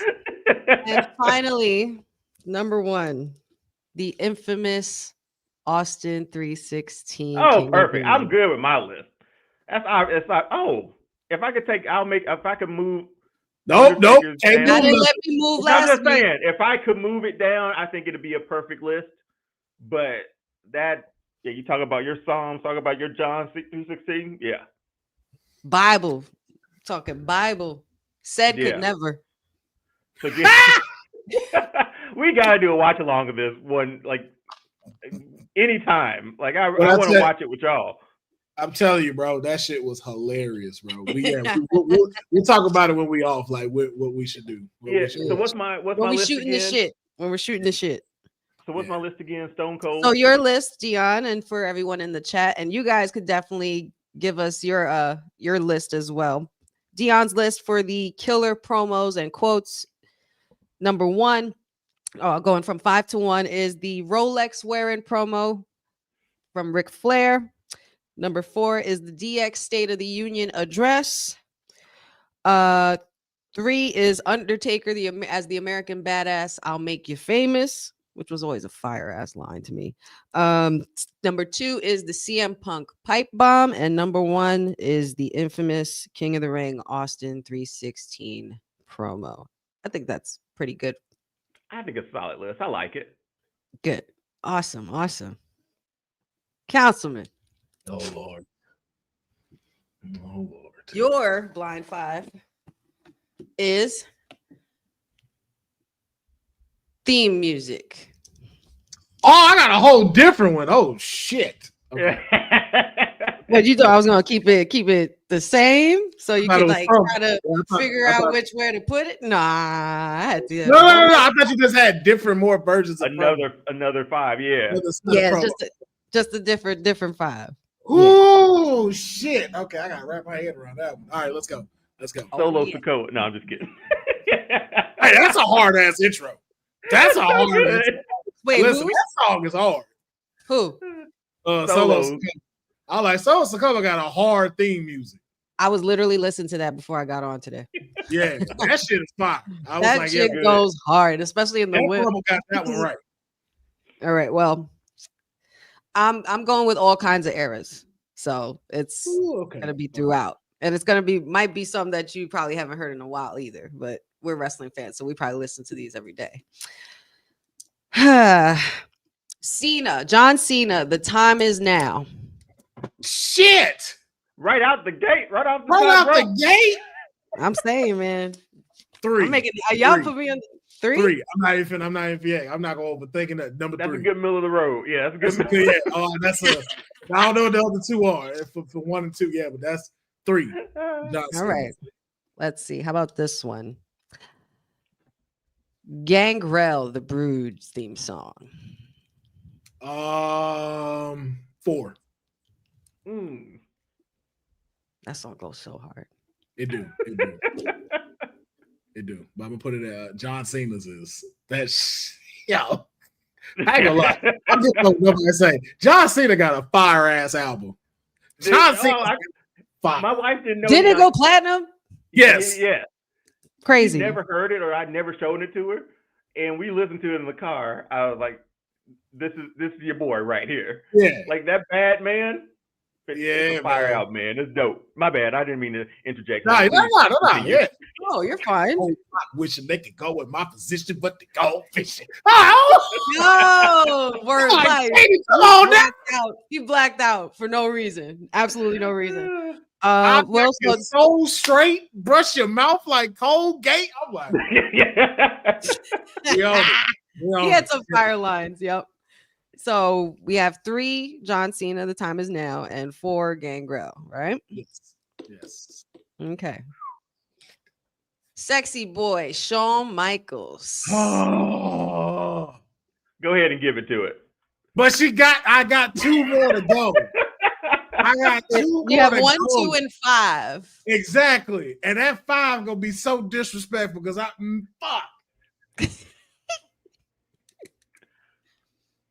I'm gonna give Shawn Michaels 2. Number 2. Number 2.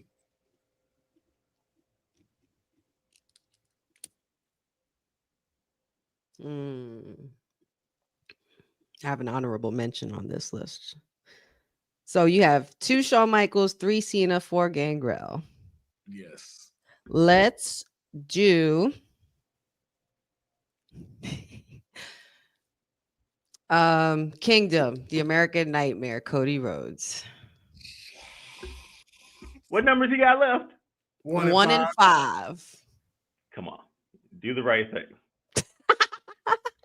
Do what is in your heart. Do what is in your heart. I'm just gonna say like this for Georgia's own. I gotta put that number 1. I listen to that every day. Adrenaline in my playlist.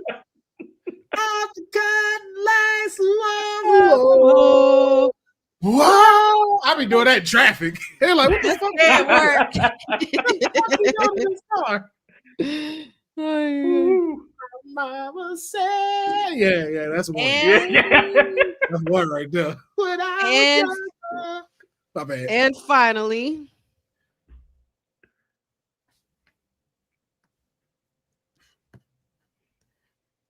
Edge's theme song. Well, you got one slide left. You have one left. You raggedy bitch. You raggedy bitch. Oh man! You know what's funny, Councilman? I was gonna trick you too because depending on where you put Cody, it was gonna determine your final one either way. If you had put Cody at 5, I was gonna make the next one Brett. Oh shit! I was gonna make it Brett or CM Punk, Cult of Personality. Oh no, you did better doing Brett. I wouldn't have been mad if CM Punk was number 1. That's a 5. Cult of Personality is a 5 song. That's a dope ass song. Incredible So, hilarious, man. So to finalize your list, Councilman, from 5 to 1, we have Edge. I forget how to say it. Metalingus, something like that, right? Yeah. All I know is on this day. You think you know? I see everything that's come to life. Oh man, you feel that shit in your soul when that comes out. With all the fireworks he used to have, I'm like, yo, this needs to be a concert. So from 5 to 1 to close out Will's list for blind 5 ranking today is Edge number 5 for Metalingus, Gangrel's The Brood at number 4, John Cena, The Time Is Now at number 3, Shawn Michaels, Sexy Boy number 2, and Kingdom from, damn it, why did their name escape me? Cody Rhodes. Yeah, no, the band's name. The band's name. Yeah, Cody Rhodes theme song. I'm not mad at this list. I'm not mad at that list. And Downstate is Downstate. That's what it's called. Yeah, thank you. I mean, I'm not mad. I would have just switched 2 and 1 and called it a day, but you know. Which one would you have done, Deonne? Yeah, Shawn Michaels. I love Cody. Shawn Michaels number 1, man. Shawn Michaels is number 1 right theme song, right? I feel I was gonna make it a little tougher too. I was gonna put like Undertaker's theme song in there, like the American Badass ones, like when he had American Badass from Kid Rock or Rollin' by Limp Bizkit. Honestly, if you had this one, that'd have landed at 4. That would have still landed at 4. It's great, but Cena, like the feeling you get when it starts, HBKs when it starts. And don't get me wrong, HBKs is classic and honorable, but like, you know what it is? Cody's does the same thing. It's the words that get it for me. Yes, it's everything that's in it, and then it goes with him. And as it describes him. Yep. Yes. You Good took job, it all guys. away. I give it all away to build my kingdom. Like that's for everybody. That's for everyone. And Shawn Michaels just I'm okay with that one. I'm okay with that. If I had to switch one of them, it would have just been Gangrel and Edge. I would have made Edge 4 and I would have made Gangrel's 5. But Gangrel shit goes hard. Yeah, I find myself having that on repeat. yeah. I don't know why. For some reason, that just reminds me of Blade. Like I don't know why. Yeah. I get Blade every time I think of that. Well, you Just obviously sort I of feel like like see Gangrel's entrance when you hear it too, man. You see the lit circle, the ring you of see him fire, coming the up. laugh, the way he walked. He used to walk on beat too. I love the I way he can't did tell it. you a Gangrel match to save my life. Nope. But facts. boy, No. entrance wise, All that I remember is every that. day. Yeah. It's just for that sure. and him dropping blood on somebody. That'd be about it. Match Yep. wise, gun to my head, it's over. It's a wrap. Gangrel's best match. Oh, don't pull the. Oh man, it's Let me over. just call my mama real quick. Just let me text our lover. Let me just and I need to pay my Spectrum bill because they ain't gonna care if I'm dead. Just let me. I gotta pay my balance. I love that. Now we're past 2 hours, and honey, I know you do have work, so I'm gonna leave it up to y'all. We were supposed to do also our fantasy booking where we were going to do the Armageddon Hell in a Cell match, but we are at 2 hours and 15 minutes. Do we want to wait for this next week so we have a little more time to talk about it? Yeah. We're gonna have 6 people apiece. That's good. We're doing men and women. That's gonna Men be and pulling women teeth. too, Yeah, we Yeah. should definitely put that first segment next week for sure. Okay. So we'll hold off on this one moving forward in the next week and stuff. So but yeah, I think that's a perfect way for us to come to an end of the blind five. We also normally, as you see on the screen as well, we'll normally shoot the ish as well. So we'll do that for a little bit because I know have they called you in for work, honey? I am going into work, but I still have some time. I could shoot some shit with y'all. I'm cool with that. Okay, so we'll shoot a little shit, but before we do that, we'll go ahead and sign off, for editing purposes. And then we'll get to shooting the ish. So, honey, if you can, let them know where they can follow and support you. You guys can always follow me and find me supporting and always acknowledging my tribal chief, the one and only Roman Reigns, all day, every day. And you can find me at All Things Wrestling with Honey on TikTok, Instagram, Facebook, Wrestling with Honey podcast on YouTube. Find me here every Saturday with the fellas on the Kayfabe Podcast. Today was a lot of fun. I loved today's topics. They were really good. Can't wait to see what next week brings. And also find me Monday, Wednesdays, Fridays with WWT Live and Friday nights with WWT as well for Women's Wrestling Talk. We have our Honey Night SmackDown watch along every Friday. Yes, indeed. Yes, indeed. Deonne, please let them know where they can follow and support you. Yeah, over on All Star Fandom on Instagram and on YouTube, we have a weekly show as well. We just finished reviewing Star Wars Skeleton Crew, which is really dope. And next week, we got a few. I would just say for next week, I'm making the case why Gaston is not the villain you think he is. So we're going to court for that on next Tuesday. Live, so that'll be a fun one.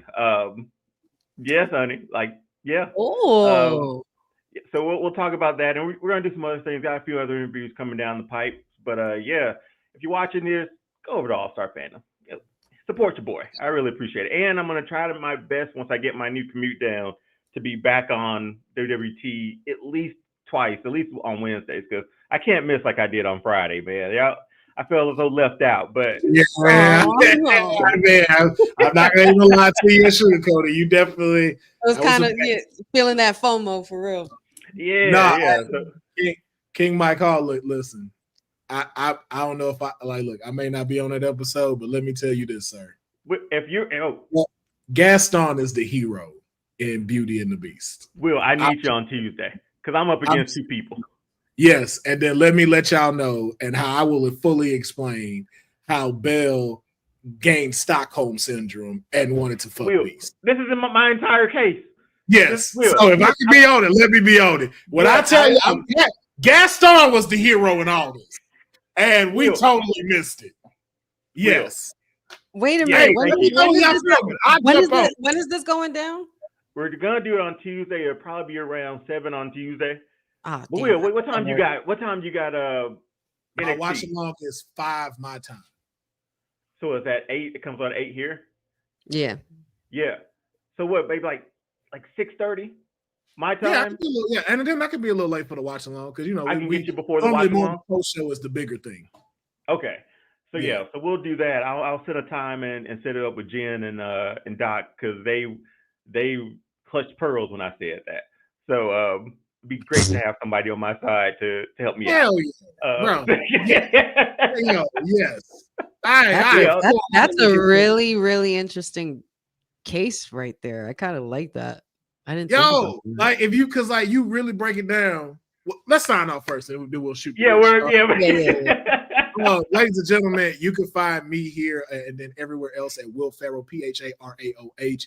Make sure you continue to support the Kayfabe Podcast. You can see it on my YouTube channel as well as WWT and Arcade Tokens. Make sure you are following all of those YouTube channels as well as our Twitches, because we go on live on there as well. Enjoy what I have on TikTok for this next day or so, since apparently it's going away. Yeah, it's on closing time, not tippy time. So make sure that you're catching us Monday through Friday on WWT Women's Wrestling Talk, where we are always talking about the trending news. We have dope watch-alongs, as well as following and supporting their platforms as well. Just make sure that y'all are hitting the like button. Make sure you're commenting. Make sure you're sharing this. This is what keeps this going, so we can start being able to give y'all merch to be able to support the show, and we can just keep letting this show elevate. But shout out to everybody that was in the comments. Shout out to everybody that was watching. Again, we're going to be shooting the ish after this, but we're just closing out. So if you want to stay tuned for that, be sure to keep locking in. Don't go away. We'll be right back. Peace.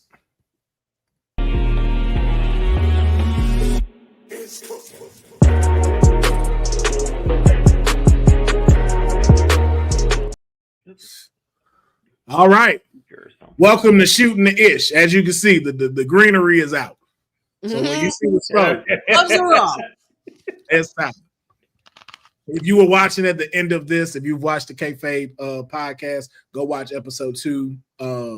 This is where we normally shoot the ish, talk about random things before Honey and Deonne got to go do their normal stuff, and I'm just going antiquing today, man.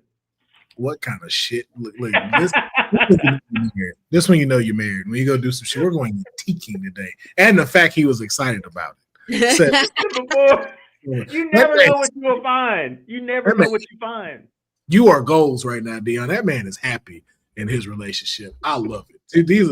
These two have relationship goals that I want so bad. I want my woman to shut down New Jersey for me on my birthday. Pull up and whatnot. But look, I'm letting y'all know this now. We were talking about Gaston as the hero, and let me be honest with you. We can't give too much away though, too. Like, because we need. Yeah, all I'm gonna say is this: Beast ain't shit. Beast ain't shit, and I'm gonna explain it. And also, too, Belle ain't shit either. I'm so happy someone else sees this the way that I do. I was like, yo, so we just mad because first of all, who else you gonna be fucking in that village? There were no prospects. Matter of fact, we're not gonna go that far. We're gonna wait. We're gonna wait till we record. But I'm telling y'all now, bro. They got it so wrong. They got it so wrong with them being the villain. So wrong. I'm like, no, we're looking at the wrong person. This is completely ruining my childhood and everything that I've known. Oh, when I tell y'all, I might have that for straight up. But it's a good point though. Like now I'm thinking about it. I'm like, and I'm literally going through the whole movie in my head as y'all are talking, and I'm like, when you start looking at all that shit, and I'm gonna do that for straight up a comic book. Well, I'm gonna break down at least a couple more of these too. Oh. Aladdin is the original story of the fuckboy. If you think about it, that's the first time we saw the fuckboy, which is Aladdin. Proceed. Aladdin ain't had no house. He had nowhere to go. He had that loft, man. The man had a loft essentially. Nah. That he was fucking what they say? What's the squatting? He was squatting. He was squatting, bro. He wasn't paying no rent there. And then what did he do? This man conned his way into going find a woman that got some money to take care of him. And then not only did he lie about it, this man went and found a magical item to convince her more so he could become a prince and get his level up. He went from having the fucking what? The Arabian Night ones at the foot of the mattress on the ground had the loft. He didn't wear no shoes. Full-fledged print. So wait. So Jafar's not a fuckboy? No, Javar, that's the first one we got that was the pervert. Javar was just a creep that didn't know how to talk to women. That's what that was. He just didn't know how to talk to women. And if I'm being honest, Javar probably had a small dick. And he was just very insecure. That's why he had that long ass staff. That was why. But if he's a sorcerer, come on, for other things, guys. Jafar had a job, okay? As to King Mike's whole point, Jafar had a whole job. Yeah. You know what I'm saying? Like, again, Vizier. he just didn't know how to talk to women. That's all that was. He didn't know. He just had antisocial problems. That was it. And you could tell because of how he treated Iago. It was just like, yo, you insecure. That was the first insecure man that we saw in cartoons. Aladdin conned his way to the top. Again, got his daddy to like him. But like, look, man, I'm gonna just go talk to the pops. Once I talk to the pops, nigga, we in. Genie, man, put that nigga on that. That was the way to do it. That was how. Man, put him on that little magic carpet. Let him fly around that bitch while I go shoot my shot. You know, it Jasmine real quick. First of all, what chick is finna not give some draws after jumping off a balcony and then coming back like this with a magic carpet? So you ride or not? Come on. And again, it's not his carpet. Yeah, rented out a Lambo and was like, I can show you the world. You ain't got no fucking world. Oh my god, man. You gonna show her the world on her dime. Ain't that some shit? My nigga Con Jasmine got a job from the Sultan. We got a relationship. Oh my God. God. This is the ultimate come up for the fuck boy. He This said, man showed no truths until he got caught. Really, I mean, but baby, you really gonna believe Jafar because he got my genie now? Word? he really You finessed don't his believe way I into didn't this. really love you? Come on. I'm telling He really you. did finesse his way into this. I'm telling you, bro. The only one saw his bullshit, Rafiki the Tiger. That was the only one saw his bullshit. wait, no, Rafiki, no, Rafiki's the monkey in Lion King. You're talking about Raja. Raja. yeah. Raja was the only one saw that man bullshit. Be like, nah, that was the heavy set best friend. You gonna really don't let him trick you like that, bitch. Don't let him trick you like that, princess. I don't want him. Almighty. Don't let him do that. He said, talking about I can show you the world. Motherfucker, you ain't got no world. Yeah, he got no world. Come on. You ain't got no fucking world, he said.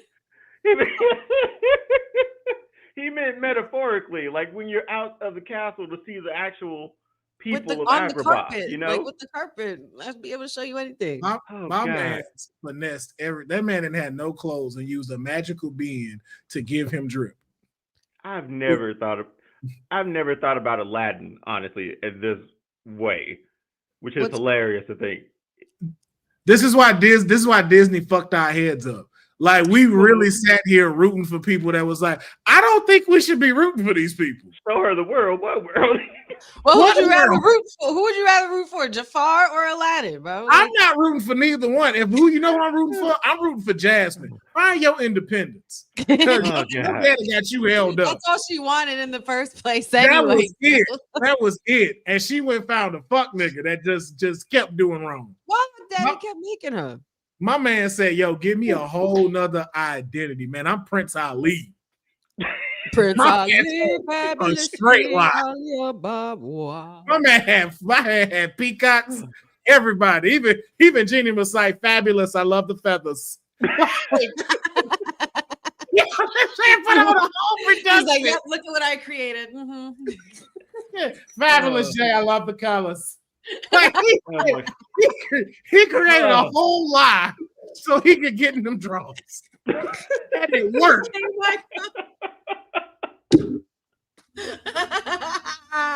Oh man, and then the whole time it was just like, yo, why wouldn't you just yourself? That also was a lie. Sage G, that's a good point. So true. Built like a serpent. That is very true as well. That was like, his staff was even a snake, man. Like, yes. First of all, that's why I was like, both of y'all have bad decision Oh. making. This is why y'all in these situations. Oh You my don't know how to pick a God. sultan. You don't know how to pick a husband. That I was like, yo, when I saw it, I was like, yo, we really be getting these shows wrong. But I know Sage did deliver us a question, and he said, "What DC or Marvel hero or villain would be a great wrestler, and what entrance music would you give them?" Oh, that's a cool question. That's a cool question. Ooh. Villain Kingpin comes to mind. Like that would be Kingpin. a dope villain. I see him like rolling up in a limo like JBL, getting out. Mm-hmm. His entrance music being like an ominous sort of, oh god, like trying to think of one that's an example, but A comparison, yeah. yeah, but I think Kingpin as a villain would be great. Mm-hmm. What was the other? Was like the Heroes too? Or Yeah, the Heroes too, right? Yeah, DC, Marvel hero, DC or Marvel hero or villain. I'm I'll gonna go go. Kingpin first. I'm gonna go Spider-Man for Marvel, and then use the Spider-Man TV show as his intro. Oh, talk about a pop, man. Yeah. And then you just see him swinging around the fucking stadium, and they trying to catch him with the light and stuff like that. Fire. I see that. Yeah, That's dope. yeah. And And then he hero just pose fall in the fall around to the stage. Fireworks go off. Spotlight lands when he lands. Like that would be fire. Yep. DC he'd be or a dope Marvel wrestler. character. I mean, this is why Macho Man didn't leave my list. He was a bonesaw. I got you for 3 minutes. So hey, love 3 it. minutes of Yeah, word. Get rid of Macho Man. We got rid of that moment too. coffee in the big time. Coffee, yeah, cup of coffee and cream of the crop. Yep. Yikes! Sorry, can't take it back. Marvel hero. This could count for like X-Men too, right? Yeah. Hero or villain. Yeah, any. Whatever's in Marvel. Yeah, for whatever's in Marvel. Just your choice. Give me. I don't know why I'm obsessed with her. I love this. I've always loved her character, but give me Psylocke with China's entrance music. Oh, that'd be fire. That'd be hard. That would. Yeah. Give Kingpin no chance in hell. Oh, yeah. That one's dope. I know somebody wrote King of Kings for Kingpin, but no chance in hell is rolling up in a limo and you get out and that's the song and you see that limo. He gets out of the limo and the limo rises because he's so big. Like that. Oh, also too, the Reina rankings are out. Hey, they get it right. PWI kiss my ass because they be acting like they don't want to recognize my client, and I'm saying I'm gonna have some words for you. Ooh, I like. Ooh, yeah, I love that. Which nation music though? The Farouk one, or when The Rock took over? Nah, the Farouk one, man. We are the nation, right? Domination. Boom, boom, boom, boom. I would even do. Yeah. Somebody like. Ooh, wait! I just had the theme song in my head. Now I can't find it. Shoot. Proceed. For DC, I want to go. This is very random. Villain wise, I'm gonna go with Solomon Grundy using Lars Sullivan's music. Wow. His entrance was also work too. Because it was just like a spotlight, right? Of him. Mm-hmm. Yep. Oh, that I found it. Villain for Marvel. Give me Thanos with Psycho Sid's music. Ooh, that'd be hard. That would be fire. That'd be fire. Oh, I need a terrifying. That's what that would be. That'd be very terrifying. Like your life is coming to an end. Oh. Let me see. That's good. I didn't do DC. Man, that was damn. The Thanos with Psycho Sid was real good. I know that was so good. It's like wasn't it the Psycho music, like from the movie a little bit? Yep. It had a little, it was like a lot of like synthesizer notes behind it. Yeah. And had a little gloominess to it in the back. Yeah, that was good. I'm gonna have to come back on my villain for Marvel, but I got my DC. I got DC too. I got DC too. Lobo coming into the New World Order music. Oh, fire! I got bike. Yep. Oh, where is it? Damn it! Why are you thinking of it? For my Marvel villain, Carnage with Rhea Ripley's "This Is My Brutality." Yeah, I like good that. too. Yeah. All right. I'm good now. Yeah. Because I knew he was moving to DC, and I was like, what's my DC ones? I What's need my I'm all over the place. Give me Bane coming out to Brock Lesnar's music. Oh, that'd be hard. All the good ones. Yeah. That'd be hard. That'd be hard. Give me Nightwing to Lyra Valkyria's music. I don't. I was like, I don't remember the music. Now that you mention it.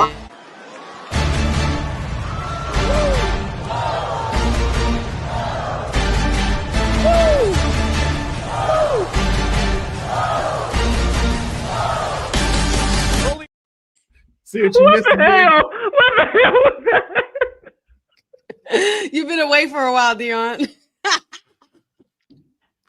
Oh, that was great. Because we were got what we were talking about, but I was just like, yo, I gotta see him turning around to Lyra Valkyria's music. And Dylan was on it. Oh man, that shit is great. That shit is DC. Ooh, that's easy for the women. I'm gonna do for the women. Catwoman, Sable's music. Right here. Oh, that's perfect. Right here. That's perfect. God, that's too good.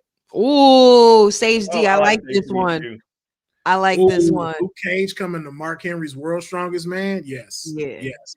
Sign me up. Poison Ivy, Toxic Attractions music. Yeah. Not Fatal Influence. That's like your NWO Red and Black. Ooh, for Back to Marvel, Thor, Chris Jericho, Break the Walls Down. With all that pyro. Yes, and it'd be lightning instead. Oh man. Yeah. You guys have made me cry today. Superman Hogan's classic.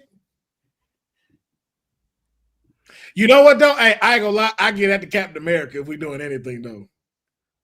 I was gonna give Captain America Cody's theme song. That would, because now Superman doesn't say the whole American way stuff anymore. That's true. For truth, justice, and I don't even think they added anything in place of it.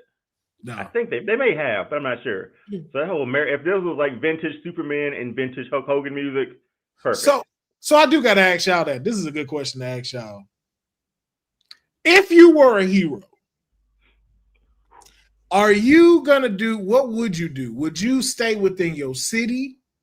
Would you go by continent, or would you be a worldwide superhero?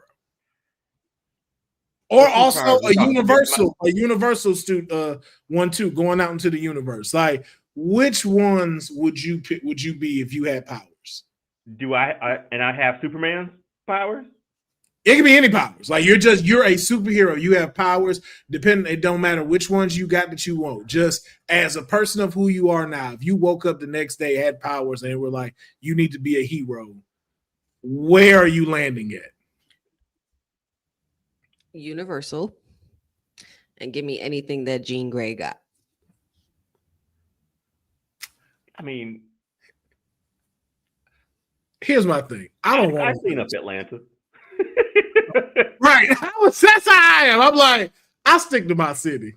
I love the planets in the universe and shit like that. That's a lot of responsibility, though. It is. Yeah, that's a lot. But Jean Grey's a powerful ass bitch. True, but you also got to think about too. Your diplomacy got to be up because you got to know what to do to talk to these different worlds. You got to you gotta, first of all, you gotta also be back too, because if you're traveling with all of that stuff, you also gotta worry about space and diseases. And I mean, that's why the lanterns have a core. Like they have sectors that they like. It ain't one person. It's like, hey, y'all, this is y'all area. This is not to like change your mind on that. It's just it's very interesting at where you sit with it. Because I'm now like watching Daredevil, rewatching Daredevil to get ready for the new season to come out. And I was just looking at like, yo, Hell's Kitchen is hard to just man down. Much less to walk around. Shit. Yeah. And I'm like, yo, I got LA. LA is not small. And LA got a lot of problems. Yeah, I think Joker coming out to Mankind's theme. No, honestly, I see Joker coming out to Heartbreak Kid. I'm just a sexy boy. I see him in his purple suit. As a joke. Going down the throwing out gas containers to make people laugh. But Doink's heel theme would be pretty dope. For Joker, yeah. I think well, you're not talking about Mankind's theme, the rock and roll one. You're talking about the first. I think the first one, yeah. Full brown suit. Yeah. I still remember that clip of him playing the piano, that little vignette of Mankind. Like that's so good, man. Like he's talented. He's very talented. Yeah. Yeah, I don't do that. I was not going there. Yeah, man, I don't see me doing it outside of the city, even with the powers I got. Like, because I didn't know what powers I would want to have. I definitely want Jean Grey powers. Dark Phoenix, good Phoenix. I don't care. Give it all. But you also got to deal with the drawback of that, because then that means also too you have a split personality. Well, y'all seen it. She was like, "I'm okay with that." y'all seen it. You think this ain't under control over here? You're right. That's on me, honey. My fault. That's on me. Yeah, like if we could choose, like to protect LA, Will, what powers would you need? For Universal, she would need that, man. For City, you know what? For City, I would definitely want Flight. No, you know what? Real shit, Storm. I'd have Storm's powers. I'd have Storm's powers. I would definitely have Storm's powers. That's all I need. I would just need Storm's powers. Those are, I think, no matter at what level scale you're at, you can still do some good. Like even if I just stayed in LA, you're right? Okay, I would be A-okay. I'm sorry. I'm laughing at some because the post I made from the debate. Yes, said has commented with a GIF that says, "I said what I said." I'm telling you, bro. We gotta figure out when we can watch this together, man. Because I want to hold off. Because if Honey is any like she was to me today, I'm kind of happy I missed it. I mean, let me know what y'all doing tomorrow. We could definitely hop on and do a. But it was funny. It was funny from the jump. Like it was funny from the jump when Courtney came in, because she came in with the Ambrose Asylum and the Wild Thing music playing, but it didn't kind of go as planned. It never go right every time. It'll start and that shit just cut off. Hey, you can't hear it. Nah, but if y'all not doing nothing tomorrow, not doing nothing. But if you have time tomorrow, we could definitely do a watch along. Just let me know for that. Yeah, let's throw some times in the old chat and figure it out. All right, well, we'll do it tomorrow and go live and watch it. Because boy, this is gonna be funny. Reacting to ourselves, I think that's so funny. Yes, that is gonna be great. I love that. But yeah, Deonne, what powers would you have if you just stand in the planet? I've always wanted Flight. Flight has been like the thing, like, but also obviously. Superman's so overpowered, man. I feel like I could clean up Atlanta in no time with his powers. With no, give me Flight, and then let me get Luke Cage. That's close enough. Like, let me combine Flight with Luke Cage's. So you're just indestructible, pretty much. See, the only reason why I'm kind of getting that one is just because. Watching the show, you saw things that could fuck him over. Right. Like I can put a shotgun underneath your head, and that's gonna do some damage to you. Oh, your internal. Because you just got impenetrable skin and strength. So this don't make you perceptible to magic or nothing like that. But again, too, like you said, you in Atlanta. So I don't think you want to also be too overpowerful. Yeah, I mean, but still, like, I don't know why I'm like giving myself vulnerabilities. If I was, why wouldn't I just give myself the whole bag? Say what? I can't take a bullet as having storm powers. Like I still got to watch out for like regular shit. I'd be trying to put out one of these fires and get hit with a branch and be down. Like a fight with Luke Cage, put that together, and I think I'm good. Beat it. Oh yeah, teleportation powers is something that I always would like dabble with too.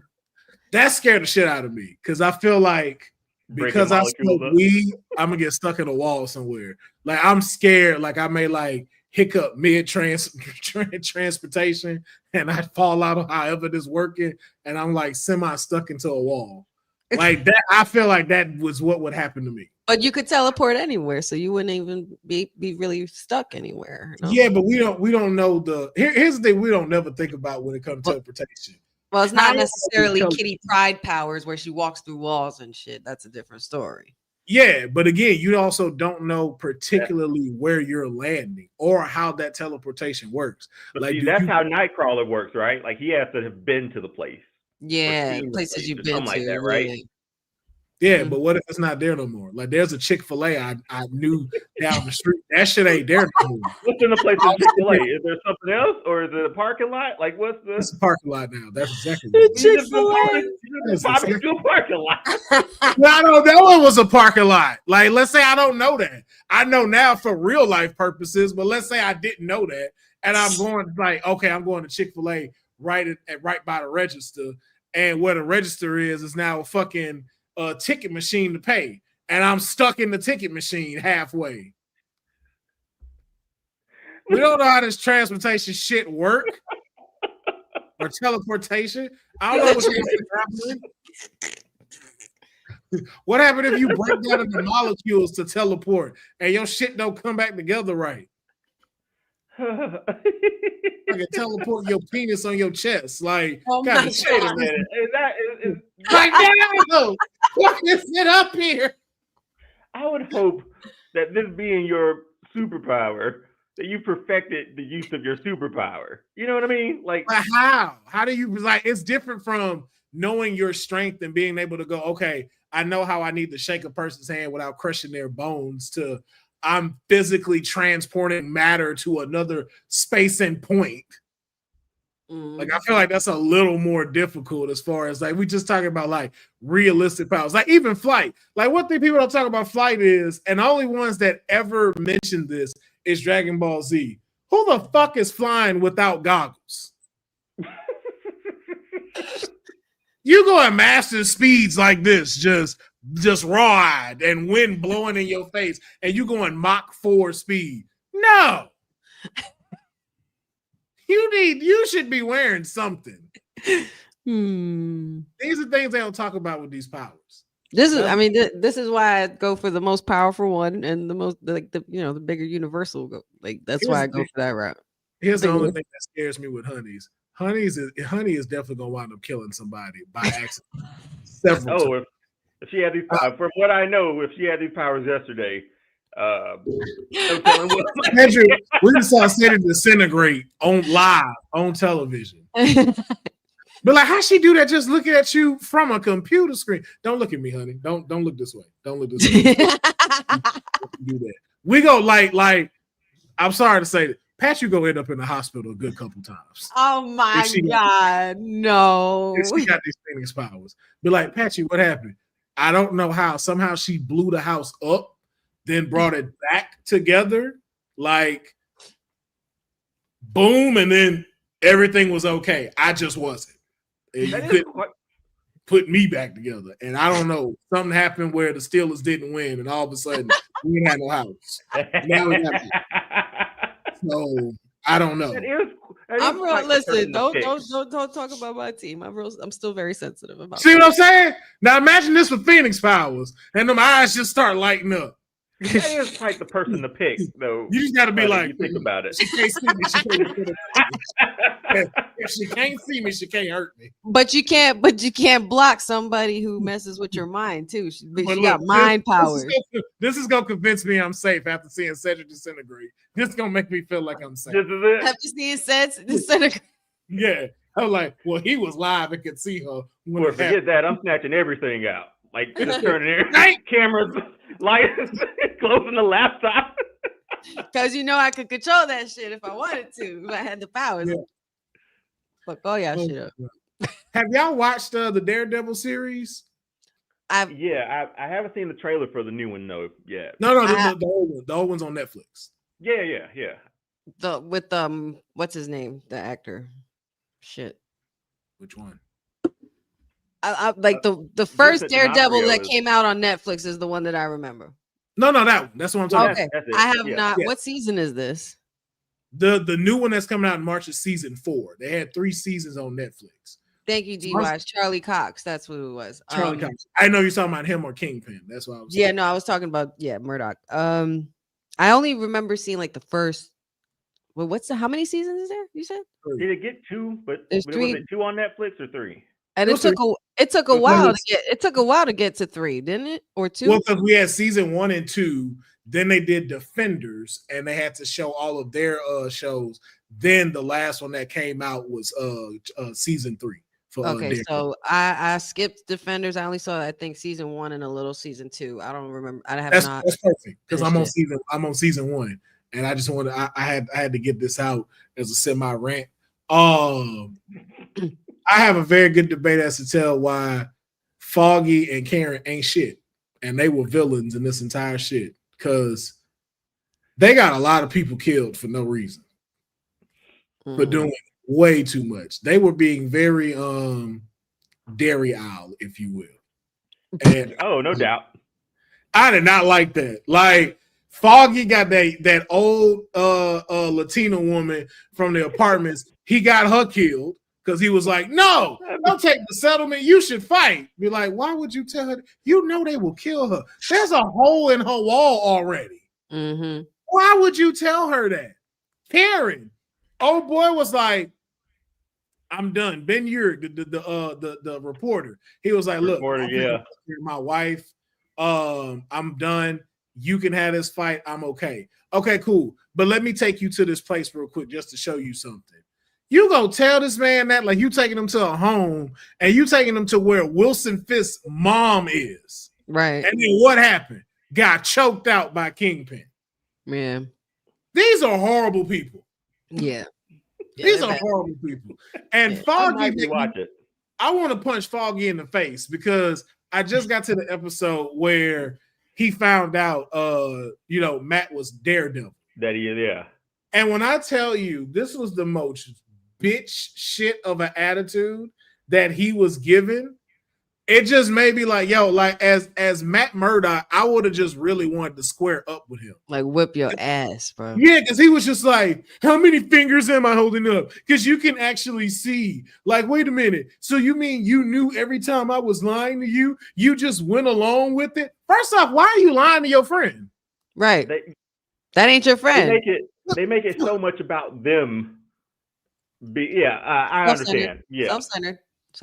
Yeah. Very self-centered, greedy people. So self-centered. He was like, I wouldn't have kept this from you, Matt. So the fuck what? Like, bro, I got a secret. Like, yo, I don't care that you don't keep secrets. I got secrets. Right. But it's like no one understands that. Like, I'm not telling you for a reason because my enemies will know. And I'm trying to protect you. And you, if you die, that's on me. Like, that's why I kept it from you. But I should have still known. Like, no, you shouldn't have. I hate that you know right now. Right. Because now you're a liability. You only knew because you came to my house before calling me. First of all, who the fuck does that? Because they did that repeatedly, banging on his door at like 2 a.m. talking about, Matt, come out with us. First of all, who doesn't call to say, hey, is it cool if I come over first? Like, first of all, right. First of all, you're knocking on my door like that. It better be for an emergency or a reason or something. Shit. Like, honey, Just imagine if me and Deonne are like that at 2 a.m. We gonna go to the fish market when the sun come up. Patrick was gonna shoot us. That's what And he'd be well in his right. He'd be well in his he right. would not. No, he would let y'all in. I'm the one that's looking out like, man, I'm sleeping. Y'all would have every reason to fire off on us, and we could not be mad.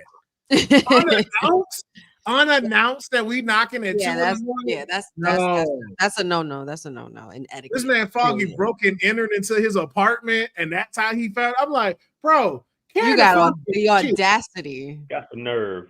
Went through the roof access. I'm like, y'all ain't shit. Let me ask y'all something real quick before I gotta get off.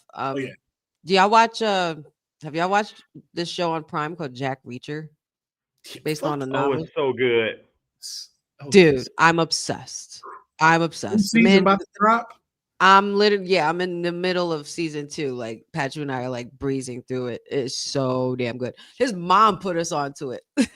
It's so good. Mm-hmm. And that dude should definitely play Batman. He should be yes. Oh my God, he said the same thing. He could even be a freaking wrestler. Yes, he could. His build is insane. That dude is massive.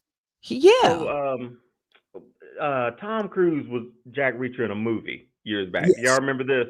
Yes. And people hated that movie because it was bad because we all know the size of Tom Cruise. Mm-hmm. He did not fill out what was written in that book. That's why people crapped on the movie. And now you see this guy play. I mean, you see him. You're like, that's what we read about. This is how he was described. What was the other one that was like the Alex Cross? Cross was the same. I gotta catch that one. That's gonna be that one is wonderful. Love Aldous Hodge, man. Yeah, that one is so good. Yeah. I love that one. But like the Tyler Perry one, like they had did it like the wrong way. That wasn't even Tyler Perry's fault though, because Tyler Perry that was just it was the director and stuff like that. Yeah, because like the director. They brought Tyler Perry and what's his name? That guy he was in a show. He was in Lost, I think. It was a TV show called Lost. But if you watch the Alex Cross Now, the series on Prime, that's what Tyler Perry initially wanted for it to be. He wanted to be a very serious type of role, but they didn't do it that way. It was a weird movie, man. I didn't even finish it. No, they totally took his vision and just went an entirely different route. It didn't come out the way it needed to at all. But yeah, that is our shooting the ish. So again, we almost had a 3-hour show, so we definitely shooting the ish had to be a little shortened, but we will try to keep it to an hour and a half, on our next episode. So that way, when we do shoot the ish, we got a little bit more time and stuff. But we appreciate each and every single one of y'all checking out the Kayfabe podcast. Believe me, we're seeing y'all in the chats. We're seeing y'all in the comments. We're seeing y'all liking the posts. Make sure you're following the Kayfabe podcast Instagram now. We got more clips coming out throughout the week. We'll let y'all know when we're going live again. You know when we're going live, but we'll announce it on socials, announce what we're talking about, just to get y'all hype and to share even more wrestling news. So appreciate y'all tuning in with us, checking this out, and tune in tomorrow. We will let y'all know on Instagram as well when we will do this watch along of the Shield. Yeah, I'll wait. I'll definitely wait. Yeah. Yeah, I got to see like Deonne's like initial natural reaction to all of this. And then us reacted to it. Yes. Cannot wait. So we will see y'all tomorrow. Y'all enjoy the rest of y'all night and take care.